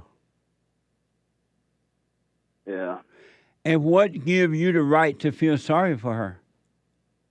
Because, like I said, like, how can I say this? Like, I personally grew up with my mom's being mentally ill. Right. So, like... But what gives you the right to feel sorry for her? Because I believe, like, you know, like you said, Jesse, like, you know what time it is. Like, you always be like, oh, like, you know, the blacks, the blacks, we need like a 2-family household. Right. Like, Yeah. how, and then also you said, like, it's God, right? Then Right. Jesus, then man, then woman, then children. Right. Like, and our house, in my household growing up, and also in my niece's household, it was never that structure. Right. And like, you know, it was always like the woman and a bunch of beta males. Like, you know, like my mom's boyfriend was a beta. And like, you know, like, so she never had, I feel like, especially a woman, being that she never seen that structure, like, I believe that's going to affect her life going forward. It's already affecting it. But what gives you the right to feel sorry for her? Because, you know, like, that's messed up. Like, I don't want to see, like, you know, like she's 27, 28. I don't want her to be, like, you know, what, 48? I mean, like, 38, can't get a man. You know what I'm saying? Like, But why like, don't she may be wanting that? Why is that you don't want it? Because I believe, being that she's 27, right? I believe women have, like, this epiphany, like, around 30, 32, and they be like, oh, well, like, you know, now I want to have kids. Now I want to be in a relationship. And I'll be telling my niece, I'm like, yo, like, if that, like, you have to be aware when that epiphany comes, you're going to be 5 years older. Like, you know, you might miss your chance. Your like, niece don't respect your advice. She doesn't want it. That could be true. It is true. If it was, you'd be taking it. No, you're right. Because when I was telling her, I could tell she kind of had that, yeah, like, you know, type of. So why don't you stop playing God and back off? All right. I mean, that's kind of the best advice I got, the logical advice I got from this. So I can do that. Like, I really appreciate, like, you know, you taking time out to, like, give me this advice. So, yeah, I would definitely consider your advice 100%. Do you Sounds feel great. like you're her brother's keeper? What do you mean by her brother's keeper? I heard you say that earlier. What does that technically mean? Like, brother's keeper? Like, I'm black and slow, so, you know, can you... you feeling sorry for her. You give her this advice. They both never take your advice. You feel emotional pain for them. Are you her brother's keeper? I Are guess are you your sister's keeper? I can't be her. I can't be her keeper. She just always makes terrible advice. I just let her live her life. Like, so why don't you back off? Do you think God feels sorry for her? Based off of yours, you know, after watching you, no. Like, so you know, if God doesn't feel sorry for her, why do you? Why are you in the way? Well, because so I have another question. Like, and this is one. Like, so she's mentally ill. So, but that's not, you can't, everybody with anger is mentally ill. Every angry person is mentally ill. Everyone that has anger is mentally ill. It's mentally ill for you to try to save her. Oh, really? Wow. I didn't think of it like that. Yeah. You're playing God. That's mental illness. You getting in the way of her pain is mental illness. You feeling bad for her is mental illness. Don't you feel bad for, like, but don't you feel bad for, I don't know. I don't think I should ask you that. Because I was going to ask you, like, you know, you try to save, like you got the bond, the building, the black man, whatever it means. But I don't try to save anyone. Zero. I cannot save anyone. I point them back to the Savior, and it's up to them to go and accept that. But I'm totally fine and feel nothing about anyone wanting to stay in their hell. They have a right to stay in their hell. I mean, and I'm gonna stay out of their hell and deal with overcome the hell that's in me. I mean, Jesse, this is, like, great advice. Like I said, I've been dealing with this situation my whole life, so nobody ever really explained it to me like this. Yeah, so, I understand. But you need to work on you, put your eyes on yourself,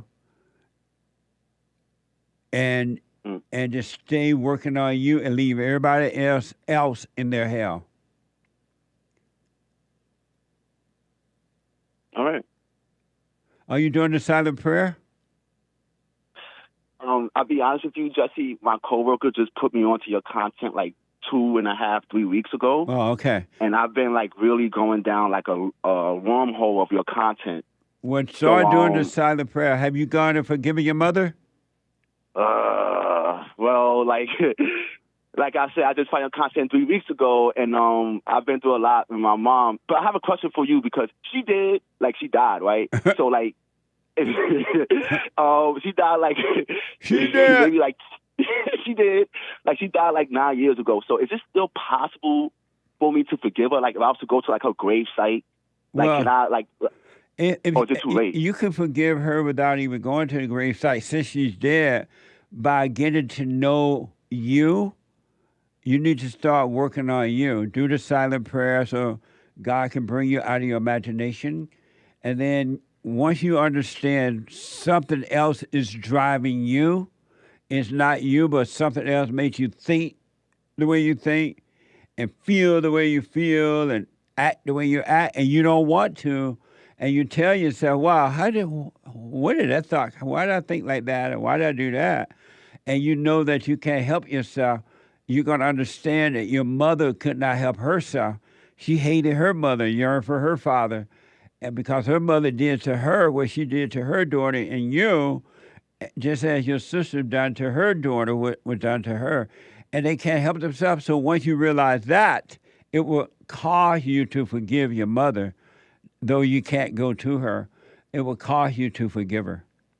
Yeah. Like I know exactly what my grandmother did to her mom. Yeah. I mean, to my mom. Right. And like I know what my mom did to, so like. And they didn't want to do that. They could not help it. Just like something is driving you, that same spirit came from your mother to you, now it's driving you. And you can't help yourself, so your mother can't help herself. That will cause you to forgive her. But you got to start forgetting about the world and focus on working on you. You can't save anyone, and you can't save your niece, your sister. You can't even save yourself. You have to let go so that you can be saved by God from your hell. Yeah, I feel you. That's deep. Yo, Jesse, I really appreciate the advice. Like I said, I never, got this type of advice, and I know you be real with me, so thanks a lot. You're welcome. So let me know how it goes. Back off from everybody else and start working on you. It's going to be amazing, all right? Most definitely. Thanks a lot, man. Appreciate you. You're welcome, buddy. Amazing. 888-7753. 773. 888-77 Jesse. Nick from California. Let's see here. There's a line open, folks. You want to jump in there. Nick, welcome to the show. You're on the air. Thanks, Jesse. How are you? All is well, sir. I have a question about how to overcome self-hatred. Self-hatred? Yes, sir. Oh, okay. And which stuff do you hate? The self that I am right now. And who are you? I'm afraid. I'm lazy. I'm afraid. I'm lazy. I still live with my parents. How old are you? 22. Okay. Go ahead. I look to others to make me feel better. Okay. I'm emotional. Okay. Yeah. And all those yous you want to make feel better? I want them to go away. Okay, you want them to go away for real? Mm-hmm. Stop calling those things you. None of those things are you at all. You're not the fear. You're not the emotions. You're not the lazy person. You're none of those things. Those are false identities. And as long as you call yourself that, that's what you're going to believe, and that's what's going to control you. Stop calling yourself that. You're none of those things. Those are evil spirits that made a home in your mind and are pretending to be you. It's not you at all. You don't even know who you are. But when you stop calling yourself anything, the real you will appear when those things disappear. How do I get to know who I am? You forgive you start watching yourself from within. Be aware of the thoughts and emotions, and don't ever call them you again. It's enough to just see it, but don't identify with it. Your problem is that you have a lot of false identities, and it has separated you from the real God and allowed Satan to become your God. Those are evil spirits. And so you go and forgive your mother for recreating you in her image. Mother, I'm sorry for resenting you. I have become just like you. Because everything you just named, your mother is experiencing the same thing. And when you became angry... Well, I have to disagree. I think I'm more like my father than I am my mother. And why do you think that? Because I notice that me and my father are the same. I've become like my father. And you resent your father? I went and forgave him, but I don't have a close relationship with him. Have you forgiven your mother? I don't connect with him. Have you forgiven your mother? Level. Yes. You went and forgave her? Yes. Oh, okay. And when you say you don't have a connection with your father, what do you mean? I don't connect with him on a close level where I feel like we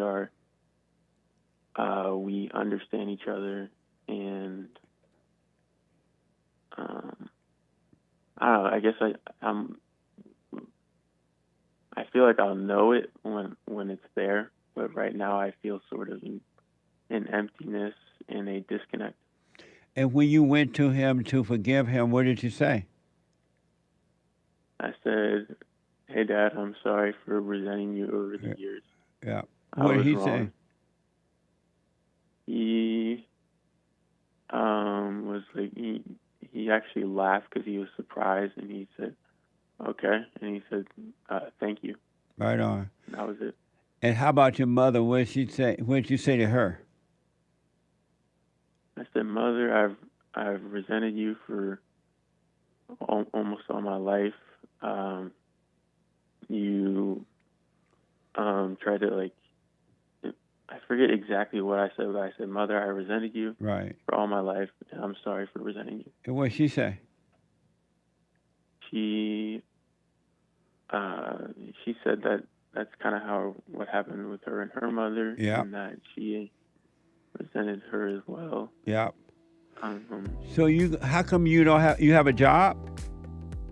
Yes, sir. I have 2 jobs. So I have a restaurant job, but I'm also working as a real estate job, which I'm new at, and I have all commission. Hold on a minute. Hold on a minute. Let me take a quick break. You're going to be fine. Hold on, all right? Okay. All right, hold on. The treasure chest is now open on D-Live. One line open here, 888-77-JESSE. I'll be back in a moment.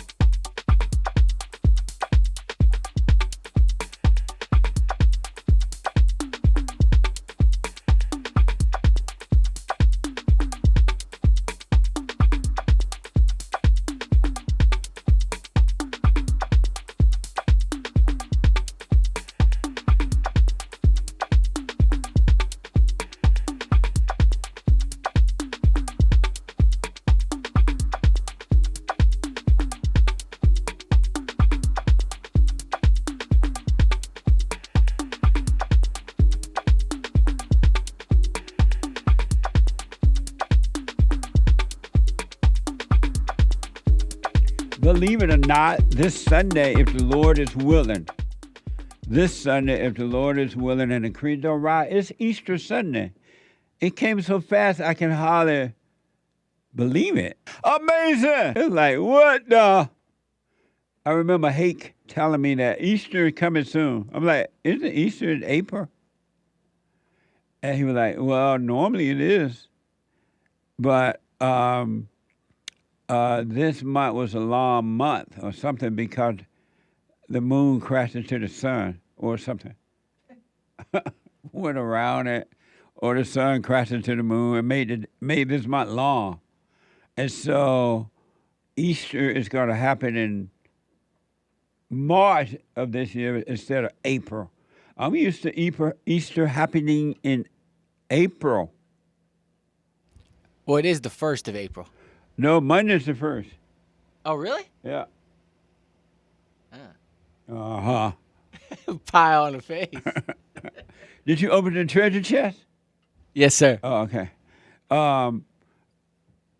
Yeah, I said it, hey. And so this Sunday is Easter. So what I would encourage you to do is take time to reflect. As an individual, take time to reflect. All right? And that's what it means to fear God. Reflect and be grateful for where He had brought you. How much you have changed, if you've changed. Most people don't change. But take time to reflect, all right? And then at 9 o'clock at the top of this hour, the Hake report is coming up. The Hake report from 9 to 11 a.m. And at 12 noon every Friday, a brand new episode of the FallenState.tv. I had an interesting conversation with Buck Angel. And Buck is a transgender sex educator and former adult film star. Watch this. Next time on The Fallen State. I'm a transsexual man, so I was born female and I transitioned to live my life as a male. And sometimes you got to figure out in the world how to navigate through that. Why not just change your mental state of being rather than changing your body? It's a great question, and I did try, but it didn't work out for me. I deal with a lot of hate online from the transgender community. They're like me, but they're lying to you. The whole thing is a scam. What is a man? Heck if I know. This today at 12 noon Pacific time, the FallenState.tv. And donate while you're there, all right? FallenState.tv/donate or on locals.com. And then at 4 p.m., the American Anchor Baby. Get ready. You're going to be flying high. And this is not off an AG pilot. AGI pilot, whatever they call it. This is a pilot that learned to fly from Google. Google. It doesn't get any better than that. All right? The American Anchor Baby at 4 p.m. Pacific time. And I'll see you in fellowship on Sunday. Next if time. the Lord... Oh, yeah. Oh, no. Why y'all playing that? We did play it already, right? Oh, okay. And I'll see you in fellowship on Sunday. If the Lord is willing and the creek don't rise at 11 a.m. Doors open at 10:30 a.m. Pacific time. If you're not in L.A. or you can't make it in that day, go to rebuildingtheman.com/church and you can watch it live. 11 a.m. Pacific time, 2 p.m. Eastern time. If you can't make it in, otherwise, come on down. It's for everybody. And we have the best counseling service on this side of heaven. And I know we're getting a lot of requests for counseling, right? Be patient. We will get to you as soon as possible. So go to rebuildingtheman.com to make an appointment or call 800-411-BOND. 800-411-2663. By phone, Skype, or walk-in. Amazing. And today, Hake will be on Made by Jim Bob show, YouTube channel there. Made by Jim Bob YouTube channel this evening at 3 p.m. Pacific time. 3 p.m. Pacific time. Hake will be there. 888-7753-773. Let me go back to Nick. So, Nick, you have a job. You're forgiving your parents. Are you doing the silent prayer every morning and night? Yes, sir. Okay, Nick, you'll be fine then. Here's what I highly recommend you stop doing immediately. Stop calling yourself anything. You're stuck into identities, and identities are hell. It's hell. And so don't call yourself lazy. Don't call yourself, when you see fear, watch it, but don't call it you. It is not in you, and it's not of you. It's in the mind and body, but not in you. And don't call yourself, stop giving yourself names. Okay, well, how do I don't actively, I'm calling myself these names just to have a conversation with you. Right. Okay. And so I don't go in my own mind and say, oh, you coward, you blah, blah, blah. So I just see it. Right. But how do I overcome, I just judging myself for it. There's no self to judge.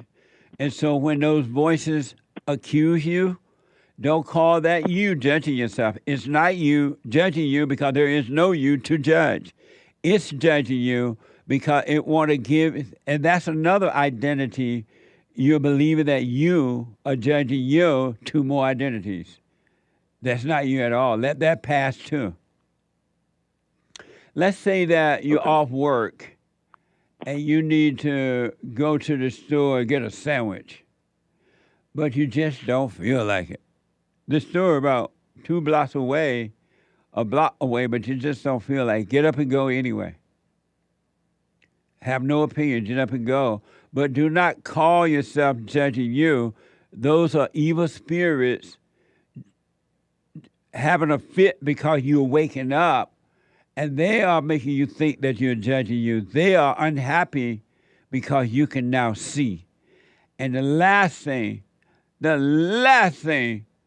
darkness want, which are evil spirits in the mind and body, the last thing they want is for you to see.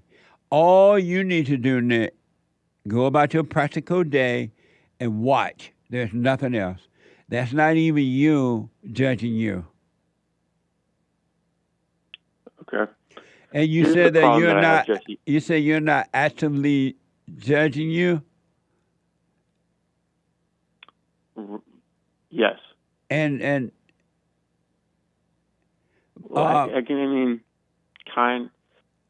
that's not really 100% true. Over the last few days, I've really been judging myself really hard.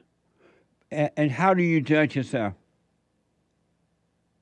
Just replay my failures over and over again and get down on myself. Okay. I understand. Listen, when those things are happening, be aware of them. I'm telling you, I promise you, there's no self to get down on. And that's not you replaying it in your mind. You are not catching those thoughts quick enough yet. But if you practice watching them, don't communicate with them, because every time you do, you're communicating with evil. You're having a conversation with evil, and that's what evil want you to do. When you say to yourself, oh, I'm such an awful person. I'm such a lazy person. I'm this, I'm that. You're communicating with the devil. It's like the Christians when they go down on their knees and tell God to help them, bless my mama, give me money, thank you for this day, and all that. They're worshiping the devil and calling him God. So that's what you're doing when you communicate with the devil. You got to stop all communication with the devil. He's making you do that so he and his little demon can stay alive in you. Okay. Do you mind if I ask you one more question? Yeah. How do I overcome social awkwardness? Beautiful. Okay, let's say you're out at a party and everybody dancing, having fun, and whatever, and you feel awkward, weird, right? Just stand there and notice it. Go through it. Stand there and go through it and do nothing about it, but stay aware of it. And that's what it means to go through hell. You want to be aware of the art feelings. That is hell. And being aware of the art feelings and not losing awareness of it, you're going to go through it. And on the other side is heaven. All those things will disappear. They're just false images as well. The people around you won't know you're feeling that way. Only you will be aware of it, but you're going to know now it's not you. And don't say, and you do feel it in your body, I know what you mean, but don't say, I feel awkward. It's enough to see it, but don't give it a name. And the awareness, the consciousness, staying present with God is what will destroy the darkness. All of those feelings will be taken away from you. Okay. But the important thing is to go through it, correct? Yes. That's what it called. The only way. The only way. That's what called to die from the ego. It's the awareness of all these things that are happening in your mind and in your body and not call it you. That's what it means to go through hell and die from it. That's the ego death. Okay. Yeah, and I've been... Yeah, I will stop saying I, but you got to say I when you scary. communicate, and you're saying I when you communicate consciously. But if you say I unconsciously, that's where the problem is. But you got to say I, but just be aware you're saying I, and you're fine. Okay. Yeah, so I, the not me has been, I'm scared to do that. So. Yeah, and because you're afraid to do it, because who will you be when there's nothing there, you know? If when you have no fear, no awkward feeling, no worry, no doubt, no laziness, nothing to identify with, who will you be? You're going to be you. It's going to be amazing. Okay. And then again, thank you, Jesse. And one last thing, so when you're afraid of going through it, I want you to be aware that's not even you that are afraid of going through it. Those are the evil spirits that is afraid that you can now see, and they don't want you to see because they know that if you can see, they're going to be destroyed. They're going to have to leave your body and go find another human being to live in. So that's not even you feeling the fear of death. It's it. Those spirits are feeling it. It's not you at all. Okay. Isn't that amazing? It's amazing. So you got more work to do, and keep your eyes on you, and put yourself in an awkward situation. Go to a little office party or go to a wedding or something and shaking your boots and quietly shake, but don't mention it to anyone. Just watch it.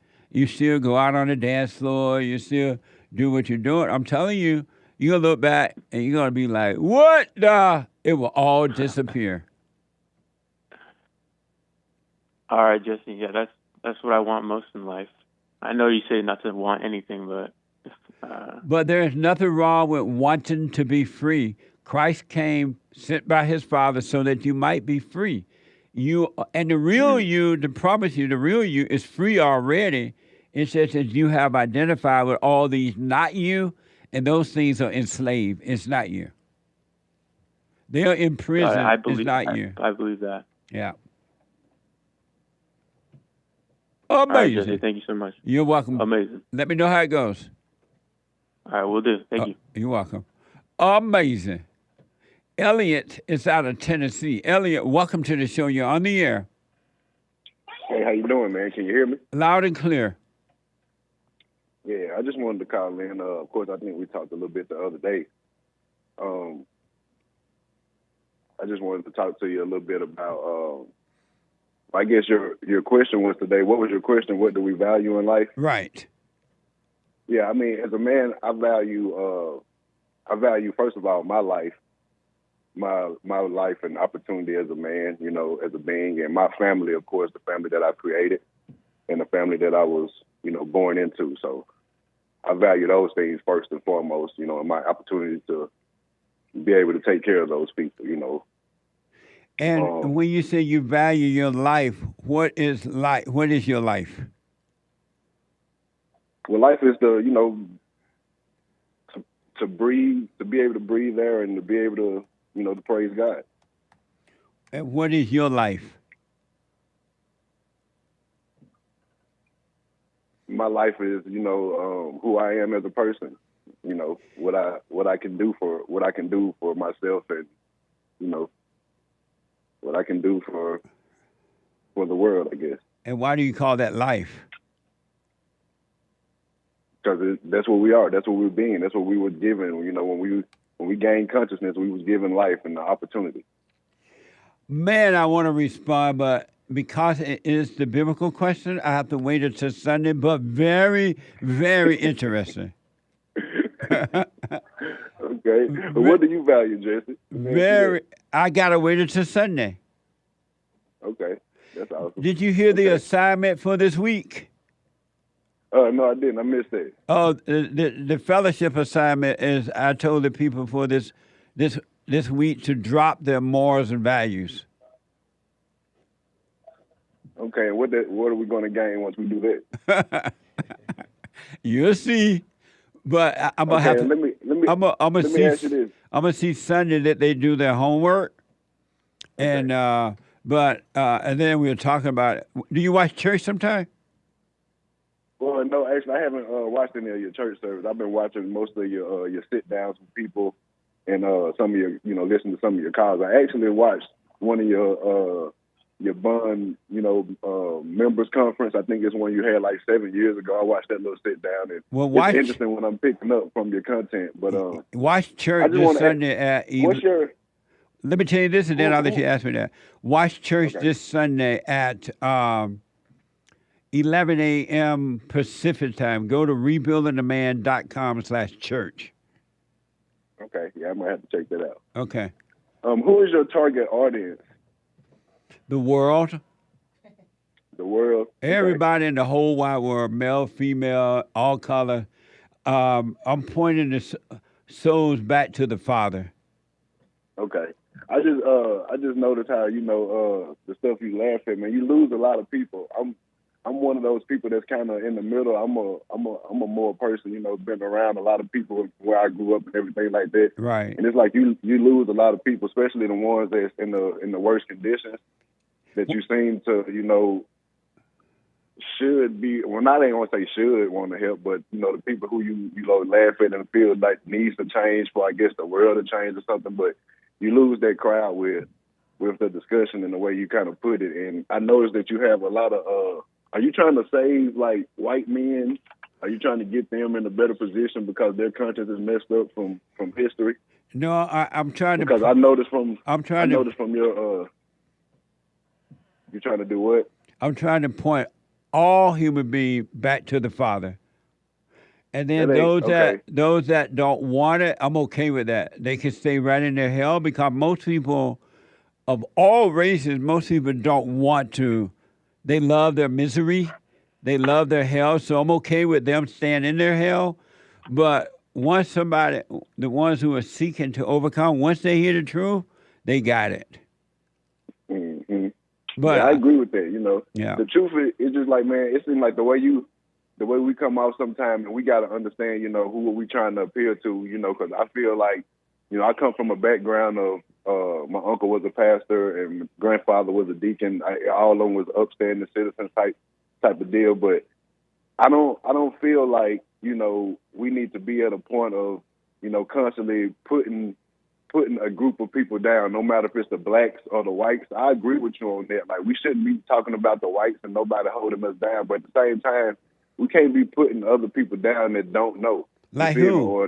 Give me a quick example. Give me a quick example. Give me a quick example. Who I put down? The blacks. The blacks. No.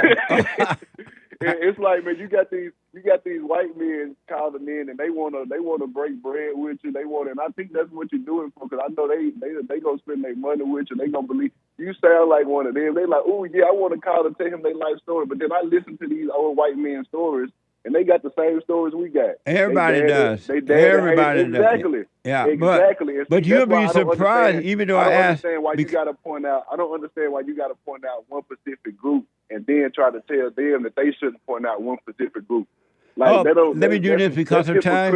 Ella, let me do this because of time. When I say what's wrong with the blacks, right? You'll be surprised at the number of blacks hear that and they wake up. Black men and women. I wish you can see our meetings, especially the women meetings. See, those are all, I seen one of them, and you got a couple of older black men. One of them was sleeping in the audience. But it's not gonna. He was about 100 years old. It's not. And then you had like 4 or 5. I got to run because I get some super chats before time. But it's not for everybody. Only 1 or 2 are going to find the truth. Exactly. So that's cool. Yeah, let the others suffer and die. Cool. But call me again, buddy. Cool. I got to run, though, okay? Call me again. All right, that's cool. All right. Super chat. Super. Super chats. Over on buymeacoffee.com, Aries' son says Cain killed his only brother, then was like shrugging, a couple of shrugging emojis. Not my problem, God. What? Thank you. Marcus bought 4 coffees. Happy Good Friday. Thank you. Joey bought a coffee. You guys need to make a compilation of Jesse singing. Musical notes emoji. On YouTube, please. Thanks, hands emoji. All right. Thank you. We will. I appreciate that. Henry Ford lives with the diamond on D Live. He is risen. And it absolutely flusters the Jews, he said. He has risen from the dead, and he's alive. Amazing. Thank you. Nice. That handyman donated a diamond. Why are we, the taxpayers, paying for the bridge rebuild instead of finding the shipping company? Triple question mark, sorry. Yeah, I gotta pay more attention to that. I really don't know what's going on with that as far as that, the money part. The last time I watched the story, they were trying to figure out what happened. I just saw press conferences. Thank you. WD-41 with a Ninja Guinea. Have a good weekend, everyone. You too. Thank you. I have books that are amazing. Donated a diamond. Jesse, it's couldn't care less, not could care less. Okay, thank you. I couldn't care less. Thank you, I appreciate it. Spaz out, Rumble Rant. Good Friday to you, Uncle J. Lee. What it do? Here's my 2 cents on the biblical question. What do you value in life? I value my family and the things I've worked hard for and gifted along the way. And enjoy Easter Sunday. Smiley, kind of Asian smiley things with a flower next to the eyes smiling. Thank you.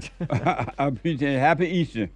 Shout out to Prep Ham Paul, who says he's a good kid. I hope he listens and follows JLP's advice. Stay with us, stay with us, stay with us. Thank you.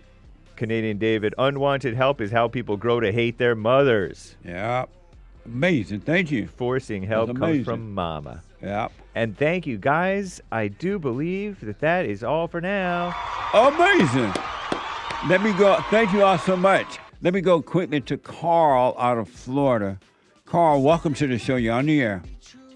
Good morning, Jesse Lee. Good morning. We have I hear the music already, so go right to your question. I was dealing with emotions recently. I don't know how it came over me, and I was just talking to Hake, and I watched the movie. It's crazy. I watched a movie where it was based on emotions, Deliverance, and all of a sudden I'm having all of these emotions, and I'm getting more closer to the spirit.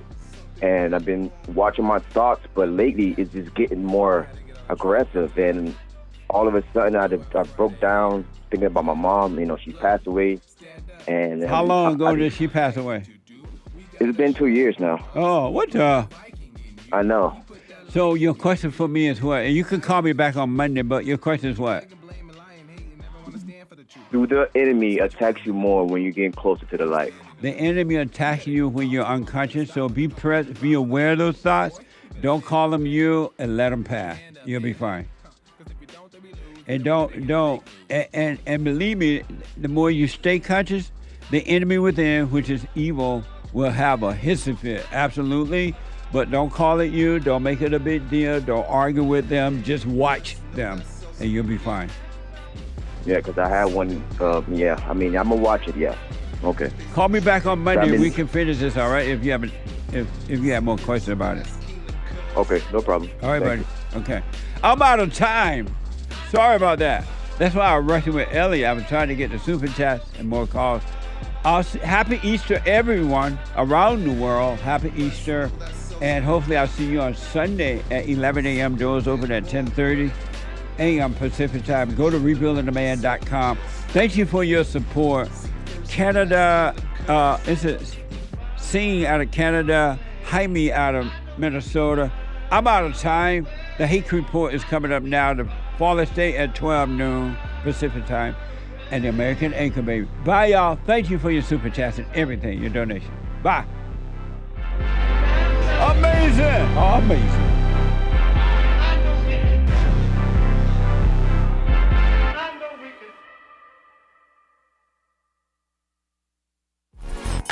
So, here's what I recommend. I invite you to download my silent prayer, and I want you to start doing it. You just download it, get the points of how to do it, and then after a while, you just do it on your own.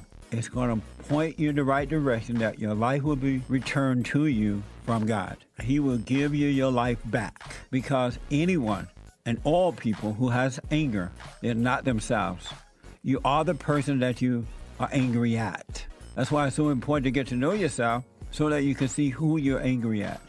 And if you're doing the hooping and hollering prayers and things like that, some people get up, oh, praise the Lord, hoop and holler, bless my mama, bless my daddy. Continue to do it. Do both. You will see if you want to stay with the hooping and hollering, or do you want to be still and know God. So my gift to you, no charge, at rebuildingtheman.com/church.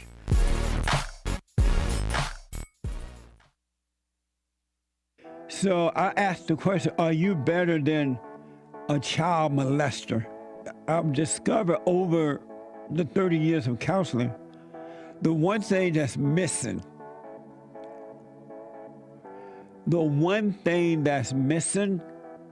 and I think because it's not taught in the homes or talked about, we don't have examples of it, right, is love. Our theme this year is to bring back Christianity, to love God with all our heart, soul, and might, our neighbor as ourselves, and to endure. And when you're in a fallen state, people will judge the molester but think they're better than the molester. And I ask, well, why do you think you're better? When I realized it doesn't matter what you think about yourself, or how much you have or don't have, or how you accomplish things in life or don't. If you have no love, you have nothing.